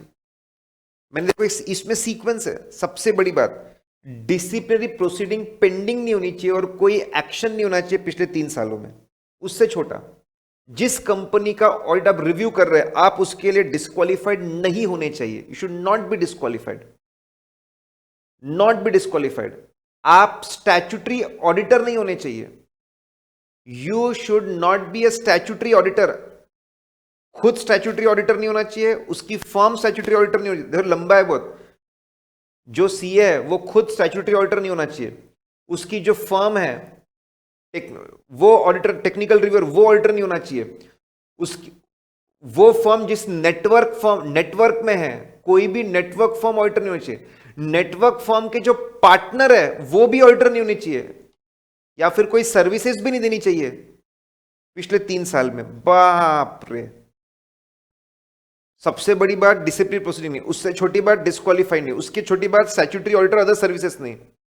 इसके अलावा कोई एसोसिएशन नहीं होना चाहिए। Technical review, audit firm under review, audit firm under review से टेक्निकल रिव्यूअर का, उसके फर्म का, ठीक है, उसके फर्म का, नेटवर्क में जितनी फर्म्स है उनके पार्टनर का कोई एसोसिएशन नहीं होना चाहिए। एज ऑन टुडे कोई एसोसिएशन नहीं होना चाहिए। स्टैट्यूटरी ऑडिटर अदर सर्विसेज पीछे नहीं, एज ऑन टुडे कोई एसोसिएशन नहीं होना चाहिए। Should not belong to same city region जहां पे हेड ऑफिस है सीए फर्म का जिसका हम रिव्यू करने वाले हैं। Very important, extremely important, MCQ point of view से भी और क्वेश्चन आने के पॉइंट ऑफ व्यू से भी। देखिए हमने बहुत रिसर्च करके बराबर इंस्टीट्यूट ने जो जो टॉपिक्स को हाईलाइट किया है, ठीक है, क्वालिटी रिव्यू में 90% चीजें हमने कवर की। 10% जो बहुत ही कचरा लग रहा था वो सिर्फ हमने छोड़ दिया। ये जो टॉपिक है हमारे नोट्स में मिस प्रिंट हुआ है, आप यही से पढ़ेंगे, मतलब जो हमारे स्टूडेंट्स है जो यही से पढ़ेंगे आप इसको। अगर कोई मिसमैच दिखे तो इसको सही मानेंगे। ऑन साइट टेक्निकल रिव्यू और सीएफ हम आपस में बात कर लेंगे कि ऑन साइट रिव्यू मतलब फर्म के ऑफिस में आके रिव्यू कब करना है। अब रिव्यू की जो टीम रहेगी उसमें हेड रहेगा टेक्निकल रिव्यूअर, उसमें साइज जिसका हम रिव्यू करने जा रहे हैं जो सीए फर्म का, उसके साइज के हिसाब से होगी। मैक्सिमम 5 लोग हो सकते हैं, बोर्ड डिसाइड करेगा कितने लोग होंगे। कोई सीए फर्म मेंबर नहीं हो सकता, सीए मेंबर हो सकता है। देखो पॉजिटिव पॉइंट कौन से, he should be A CA, ठीक है, कम से कम टेक्निकल रिव्यूअर के फर्म के साथ, टेक्निकल रिव्यूअर के साथ काम करना चाहिए कम से कम 1 साल तक, पार्टनर बन के, मेंबर बन के, और स्टेटमेंट ऑफ कॉन्फिडेंशियलिटी साइन करना चाहिए। सीए होना चाहिए, कम से कम 1 साल तक काम करना चाहिए, साइन करना चाहिए। निगेटिव बात है, सीए एक्ट में डिस्क्वालीफाइड नहीं होना चाहिए, डिसिप्लिनरी प्रोसीडिंग्स नहीं होनी चाहिए इसके अगेंस्ट पिछले 3 साल में, एसोसिएशन नहीं होना चाहिए पिछले 3 साल में फर्म के साथ में। भैया तू डिस्क्वालीफाइड नहीं होना चाहिए। देखो कुछ चीजें याद नहीं आई, ज्यादा चलेगा, कम नहीं पढ़ना चाहिए, बता रहा हूं मैं। सीए एक्ट में डिस्क्वालीफाइड नहीं, डिसिप्लिनरी प्रोसीडिंग्स नहीं 3 साल में, statutory, no association with audit firm under review, ठीक है। भैया तू क्यूआरबी का मेंबर नहीं, काउंसिल का मेंबर नहीं, रीजनल काउंसिल का मेंबर नहीं, ब्रांच लेवल कमिटी का मेंबर नहीं होना चाहिए। तू खुद एक टेक्निकल रिव्यूअर, तू अगर टेक्निकल रिव्यूअर नहीं फिर तू असिस्टेंट कैसे बनेगा। और तू डायरेक्ट बात नहीं करेगा, कभी भी डायरेक्ट बात नहीं करेगा। किससे? कभी भी तू क्वालिटी रिव्यू बोर्ड से या एएफयूआर से डायरेक्ट बात नहीं करेगा। Now interesting, stages of quality review, बहुत बढ़िया, इसमें भयंकर क्लैरिटी बढ़ेगी, भयंकर क्लैरिटी बढ़ेगी। स्टेजेस ऑफ क्वालिटी रिव्यू, देखिए प्रोसेस ऑफ क्वालिटी रिव्यू भी इसको बोल सकते हैं। पहले क्वालिटी रिव्यू बोर्ड सिलेक्ट करेगा कि देख भाई टेक्निकल रिव्यूअर तेरे को रिव्यू करना है, और साथ में मतलब पहले आपस में मीटिंग में और सिलेक्ट करेंगे ऑडिट फर्म को। देखो 1A 1B लिखा हुआ है, एक साथ सिलेक्ट करते हैं। ये होगा टेक्निकल रिव्यूअर और ये होगा टेक्निकल रिव्यूअर और ये होगा सीए फर्म, ठीक है। Step number 1। दूसरा, फिर टेक्निकल रिव्यूअर को ऑफर भेजेंगे कि भाई देख ये ऑफर लेटर है, ऐसे ऐसे सीए फर्म को तुझे रिव्यू करना है, करेगा क्या तू? वो अपना एक्सेप्टेंस भेजेगा, और साथ में स्टेटमेंट ऑफ कॉन्फिडेंशियलिटी कि मैं कॉन्फिडेंशियलिटी मेंटेन करूंगा। बहुत बढ़िया। फिर स्टेप नंबर 4, इंटीमेशन करेंगे, ओ भाई ऑडिट फर्म, तेरा क्वालिटी रिव्यू होने वाला है और ये टेक्निकल रिव्यूअर है जो तेरा रिव्यू करेगा। बहुत आसान है, पहले तय किया, टेक्निकल रिव्यूअर को सेट कर दिया, टेक्निकल रिव्यूअर को सेट कर दिया, फिर ऑडिट फर्म को बता दिया। अब टेक्निकल रिव्यूअर क्वेश्चन की लिस्ट भेजेगा, क्वेश्चनर। हाँ भाई, तू तेरे फर्म में ऑडिट कैसे करते हैं तुम लोग, रिस्क असेसमेंट कैसे करते हैं, टेस्ट ऑफ कंट्रोल कैसे करते हैं, सब्सटैंटिव प्रोसीजर कैसे करते हैं, स्टैंडर्ड्स कैसे लगाते हैं, पूरे क्वेश्चनर भेजेगा। एडिशनल क्वेश्चन भी मांग, और सब मिलने के बाद में फिर म्यूचुअली सेट करेंगे। अच्छा तेरे ऑफिस कब आऊं, बता बता तेरे ऑफिस कब आऊं मैं, ठीक है तय कर लेते। फिर ऑफिस में जाके रिव्यू करेगा, टेक्निकल रिव्यूअर प्रिलिमिनरी रिपोर्ट देगा, टेक्निकल रिव्यूअर प्रिलिमिनरी रिपोर्ट देगा किसको, ऑडिट फर्म को। प्रिलिमिनरी रिपोर्ट कि भाई मैंने ऑडिट किया, मैंने रिव्यू किया, रिव्यू करके मुझे ऐसा प्रिलिमिनरी मुझे लगता है यहां पे डेफिशिएंसीज है। सामने वाला रिप्रेजेंटेशन भेजेगा, नहीं नहीं नहीं ये मेरे जवाब है, ये डेफिशिएंसी नहीं है, उसका जवाब आएगा। 45 दिन के अंदर प्रिलिमिनरी रिपोर्ट के ऊपर जवाब मिलने के बाद फाइनल रिपोर्ट सबमिट करेगा। एक कॉपी जाएगी क्वालिटी रिव्यू बोर्ड को, एक कॉपी जाएगी ऑडिट फर्म को। देखो नंबरिंग करके रखी हुई है, एक कॉपी जाएगी आपकी ऑडिट फर्म को, ठीक है, एक कॉपी इधर एक कॉपी उधर। अब ऑडिट फर्म ये फाइनल रिपोर्ट पे भी अपना जवाब देगा, एक कॉपी भेजेगा टेक्निकल रिव्यूअर को और 7 दिन के अंदर भेजेगा क्वालिटी रिव्यू बोर्ड को। टेक्निकल रिव्यूअर ने अपनी रिपोर्ट 2 जगह भेजी, ऑडिट फर्म जवाब 2 जगह भेजेगा। ए टेक्निकल रिव्यूअर ये ले जवाब, और क्वालिटी रिव्यू बोर्ड ये लो जवाब।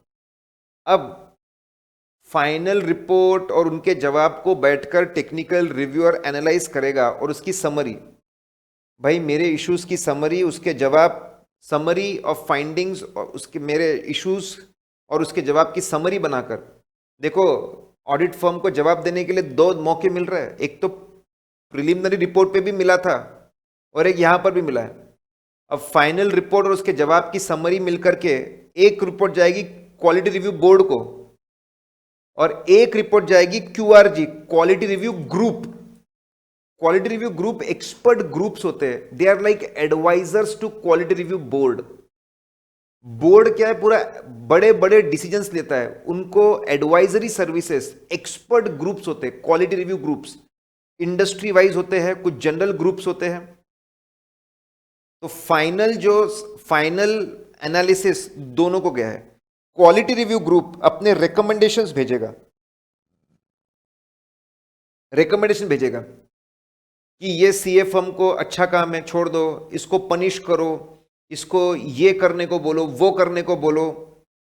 क्वालिटी रिव्यू बोर्ड को ये सब कंसिडर करना पड़ता है और अपना पढ़ना पड़ता है और फाइनल एक्शन लेना पड़ता है। क्या क्या एक्शन ले सकते हैं हम लोग देखेंगे आगे। तो क्वालिटी रिव्यू ग्रुप एक एडवाइजर है, किसका, क्वालिटी रिव्यू बोर्ड का।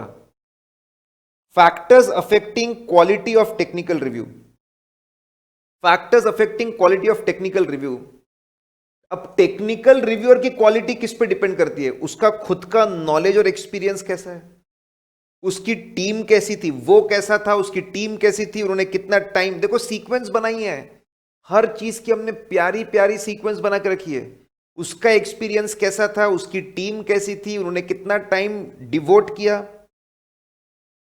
अंडरस्टैंडिंग ऑब्जेक्टिव एंड स्कोप,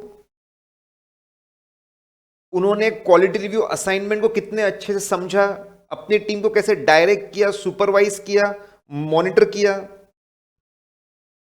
ठीक है। अब रिपोर्टिंग हम देख चुके हैं, पहले प्रीलिमिनरी रिपोर्ट बनती है, फिर फाइनल रिपोर्ट बनती है, उसका फॉर्मेट क्वालिटी रिव्यू ग्रुप देता है। क्लीन होगी तो उसमें सीधा लिख देगा सब बराबर है। क्वालिफाइड रिपोर्ट होगी, अब एग्जाम में क्वेश्चन पूछ सकते हैं कि क्वालिटी रिव्यूअर अपनी रिपोर्ट कब क्वालिफाई करता है। बहुत बड़ा लॉ रूल्स रेगुलेशन, ऑडिट, अगर सीए फर्म ऑडिट और अकाउंट्स के लॉ रूल्स रेगुलेशन का कंप्लायंस बराबर नहीं करती है, क्वालिफाई कर दो। क्वालिटी स्टैंडर्ड्स फॉलो नहीं करती है, क्वालिफाई कर दो। टेक्निकल स्टैंडर्ड सबसे बड़ा लॉ फॉलो नहीं करते, क्वालिफाई। उससे छोटा क्वालिटी स्टैंडर्ड फॉलो नहीं करते, क्वालिफाई कर दो। टेक्निकल स्टैंडर्ड्स क्वालिफाई कर दो। डेफिशिएंसी है in quality control system, deficiency in quality control system, फिर क्वालिफाई कर दो। ट्रेनिंग प्रोग्राम नहीं है, क्वालिफाई कर दो। इतनी बुरी बुरी चीजें कर रहे हैं, qualified. Basic elements of reviewer's report, ये जो हमारा रिव्यूअर है उसके रिपोर्ट के बेसिक एलिमेंट्स, आपके elements related to audit quality. मतलब आप एक कंपनी के ऑडिट रिव्यू कर रहे थे तो आपको बताना पड़ेगा एलिमेंटेड to audit quality of company. आपको रिव्यू करना पड़ेगा कि ये ऑडिट कैसे किया और फर्म के क्वालिटी कंट्रोल सिस्टम्स कैसे। रिपोर्ट में दो पार्ट बनेंगे, इन्होंने ये पर्टिकुलर ऑडिट कैसे किया और फर्म का क्वालिटी कंट्रोल सिस्टम कैसा है। बताना पड़ेगा कि भाई हमने एक कंपनी का ऑडिट रिव्यू किया, हमारा ऑब्जेक्टिव क्या था, हमको ये चीजें चेक करने के लिए बोला गया था। ये साल का ऑडिट रिव्यू करना था, उसमें ये चीजें चेक करनी थी। क्या क्या नॉन कंप्लायंस मिले लॉ रूल्स रेगुलेशंस के, टेक्निकल साइड के, सिंपल। हमारा ऑब्जेक्टिव स्कोप क्या था इस साल के रिव्यू में, क्या क्या नॉन कंप्लायंस मिले। फिर फर्म के क्वालिटी कंट्रोल, देखो ऑडिट कैसे किया उस पर रिपोर्ट देनी है और फर्म का क्वालिटी कंट्रोल कैसा उस पर भी रिपोर्ट देनी है। उसमें लिखेंगे फर्म का क्वालिटी कंट्रोल सिस्टम बनाना, ये सीए फर्म की जिम्मेदारी है। हमारा काम था कि क्या सिस्टम को बनाकर इंप्लीमेंट किया गया, क्या हम ये ओपिनियन दे रहे हैं कि फर्म का क्वालिटी कंट्रोल सिस्टम बराबर डिजाइंड है क्या, as per quality standards, professional standards, it is properly design and implemented. भाई ये बनाना उनकी जिम्मेदारी थी, बनाना उनकी जिम्मेदारी है, सिस्टम इंप्लीमेंट करना उनकी जिम्मेदारी है, हमारा काम ओपिनियन देना है। अगर हमको ऐसा लगा कि सिस्टम बराबर डिजाइंड नहीं है, इंप्लीमेंटेड नहीं है, तो हम मॉडिफाई करेंगे और बताएंगे रीजंस। प्रिलिमिनरी रिपोर्ट में क्या मिला था वो भी बताएंगे। Attachment which gives overview info, और आखिरी में हम एज अ अटैचमेंट देंगे, एज अ अटैचमेंट हम देंगे एक ओवरव्यू, हमने कैसे काम किया, कैसे प्लानिंग की। तो देखो दो चीजों पे रिपोर्ट हो रही है, जिस कंपनी का ऑडिट किया उसमें क्या प्रॉब्लम्स निकले और फर्म के क्वालिटी कंट्रोल सिस्टम्स में क्या प्रॉब्लम्स निकले, दो चीजों पे रिपोर्टिंग हो रही है। हमने पहले ऑब्जेक्टिव में भी ये दो चीजें पढ़ी थी। Consideration of the reports of quality control review group, QRG, ये एडवाइजर्स होते हैं। Suppose PSUs, public sector units, government company के ऑडिट का रिव्यू हुआ, तो अगर बहुत बड़ी गवर्नमेंट कंपनीज है, बहुत बड़े मैटर है, तो ठीक है, ऐसे केस में क्वालिटी रिव्यू ग्रुप में send report on quality of audit to CAG, comptroller auditor general. Public sector units का अगर ऑडिट कर रहे हैं, पब्लिक सेक्टर यूनिट्स का ऑडिट, अगर पीओसीयूज का ऑडिट सिलेक्ट हुआ था क्वालिटी रिव्यू में, तो ऐसे केस में quality review group case to case basis पे, उसको लगता है जो बहुत बड़े ऑडिट से बहुत बड़े मुद्दे हैं, तो वो अपनी जो रिकमेंडेशंस की रिपोर्ट होती है ना, रिकमेंडेशंस, वो पहले सिर्फ क्वालिटी रिव्यू ग्रुप अपने रिकमेंडेशन किसको भेजता था, क्वालिटी रिव्यू बोर्ड को। केस टू केस बेसिस में कुछ केसेस में वो भेजेगा सीएजी को, सीएजी अपने व्यू बताएगा, सीएजी अपने व्यू बताएगा क्वालिटी रिव्यू ग्रुप को। तो फिर बताया क्वालिटी रिव्यू ग्रुप बोलेगा ठीक है ये मेरे रिकमेंडेशंस थे, ये सीएजी के कमेंट्स है, बोर्ड के सामने रख दो। मतलब कुछ केसेस में वो सीएजी से कंसल्ट करेगा और फिर अपने रिकमेंडेशंस रखेगा, बाकी केसेस में वो अपने रिकमेंडेशन सीधे बोर्ड को भेजेगा, ठीक है। और फिर ये इंफॉर्मेशन सीएजी के सामने पेश की जाएगी। पहले केस में सीएजी को बोलने का मौका मिला और उसकी बातें भी बोर्ड के सामने रखी गई। बाकी जो इतने इंपॉर्टेंट नहीं है सीधा उसके रिकमेंडेशन बोर्ड को जाएंगे, ठीक है, सीधा बोर्ड को जाएंगे और ठीक है, बोर्ड क्या कर रहा है, सीधा सीएजी को बता देंगे। पहले इसमें कुछ केसेस में सीएजी को बोलने का मौका मिलेगा, बाकी केस में सिर्फ उनको इंटीमेट कर देंगे। बाकी केस में क्या होगा, पीएसयू के अलावा recommendations of QRG on quality of audit shall be placed before the board, सीधा recommendation। board after considering the recommendations और CAG के व्यूज, कभी कभी CAG के व्यूज भी आते हैं ना। ये जो केस थी इसमें जो भी QRG रिकमेंडेशन दे रहा है, कुछ केसेस में CAG के व्यूज आते, इफ एनी, अपने रिकमेंडेशन तय करेगा, उसके बेस पे फर्दर एक्शन लेगा। अगर बोर्ड क्वालिटी रिव्यू ग्रुप के अगेंस्ट जा रहा है तो उसको रिकॉर्ड करना पड़ेगा उसके अगेंस्ट क्यों जा रहे हो, रिकॉर्ड। एक्शन क्या होगा, आखिरी चीज, सबसे बड़ा एक्शन हो सकता है, रेगुलेटरी बॉडीज को बताएंगे, आरबीआई, ये बैंक, आरबीआई देखो ये सीए फर्म आपकी बात नहीं सुनता है, सेबी ये सीए फर्म आपकी बात नहीं सुनता है, आईआरडीए ये सीए फर्म, रेगुलेटरी अथॉरिटीज को कंप्लेन कर सकते हैं, रेगुलेटरी बॉडीज को। ठीक है, और एक्शन क्या हो सकता है, अगर उन्होंने ही रेफर किया था कि आप क्वालिटी रिव्यू करो तो उनको भी इन्फॉर्म करना चाहिए रिपोर्ट में क्या निकला। पहले तो नॉन कंप्लायंस खुद होके बता सकते हैं, उन्होंने रेफर किया था तो उनको रिपोर्ट भेज देंगे। तो मेरे हिसाब से सबसे खतरनाक आप किसके पास जा रहे हो, रेगुलेटरी अथॉरिटीज। उससे कम काउंसिल को बोलना कि क्या डिसिप्लिनरी एक्शन ले, या तो आप रेगुलेटरी अथॉरिटीज को बोलो, रेगुलेटरी अथॉरिटी रेफरेंस दे, उनको रिपोर्ट दे दो। उनसे छोटा काउंसिल, सबसे बड़ा रेगुलेटरी बॉडी, उससे छोटा काउंसिल को बोलो एक्शन लेने के लिए, या फिर सिंपली रिपोर्ट भेज दो सीए फर्म को, खुश रहो तूने अच्छा काम किया बेटा, बस उसको बता दो। या फिर उसको एडवाइस करो कि तेरे को क्या करना बेटा, तेरे को कहां इंप्रूवमेंट करने की जरूरत है, या फिर कुछ मत करो, छोड़ दो, कंसिडर मैजर कंप्लीट।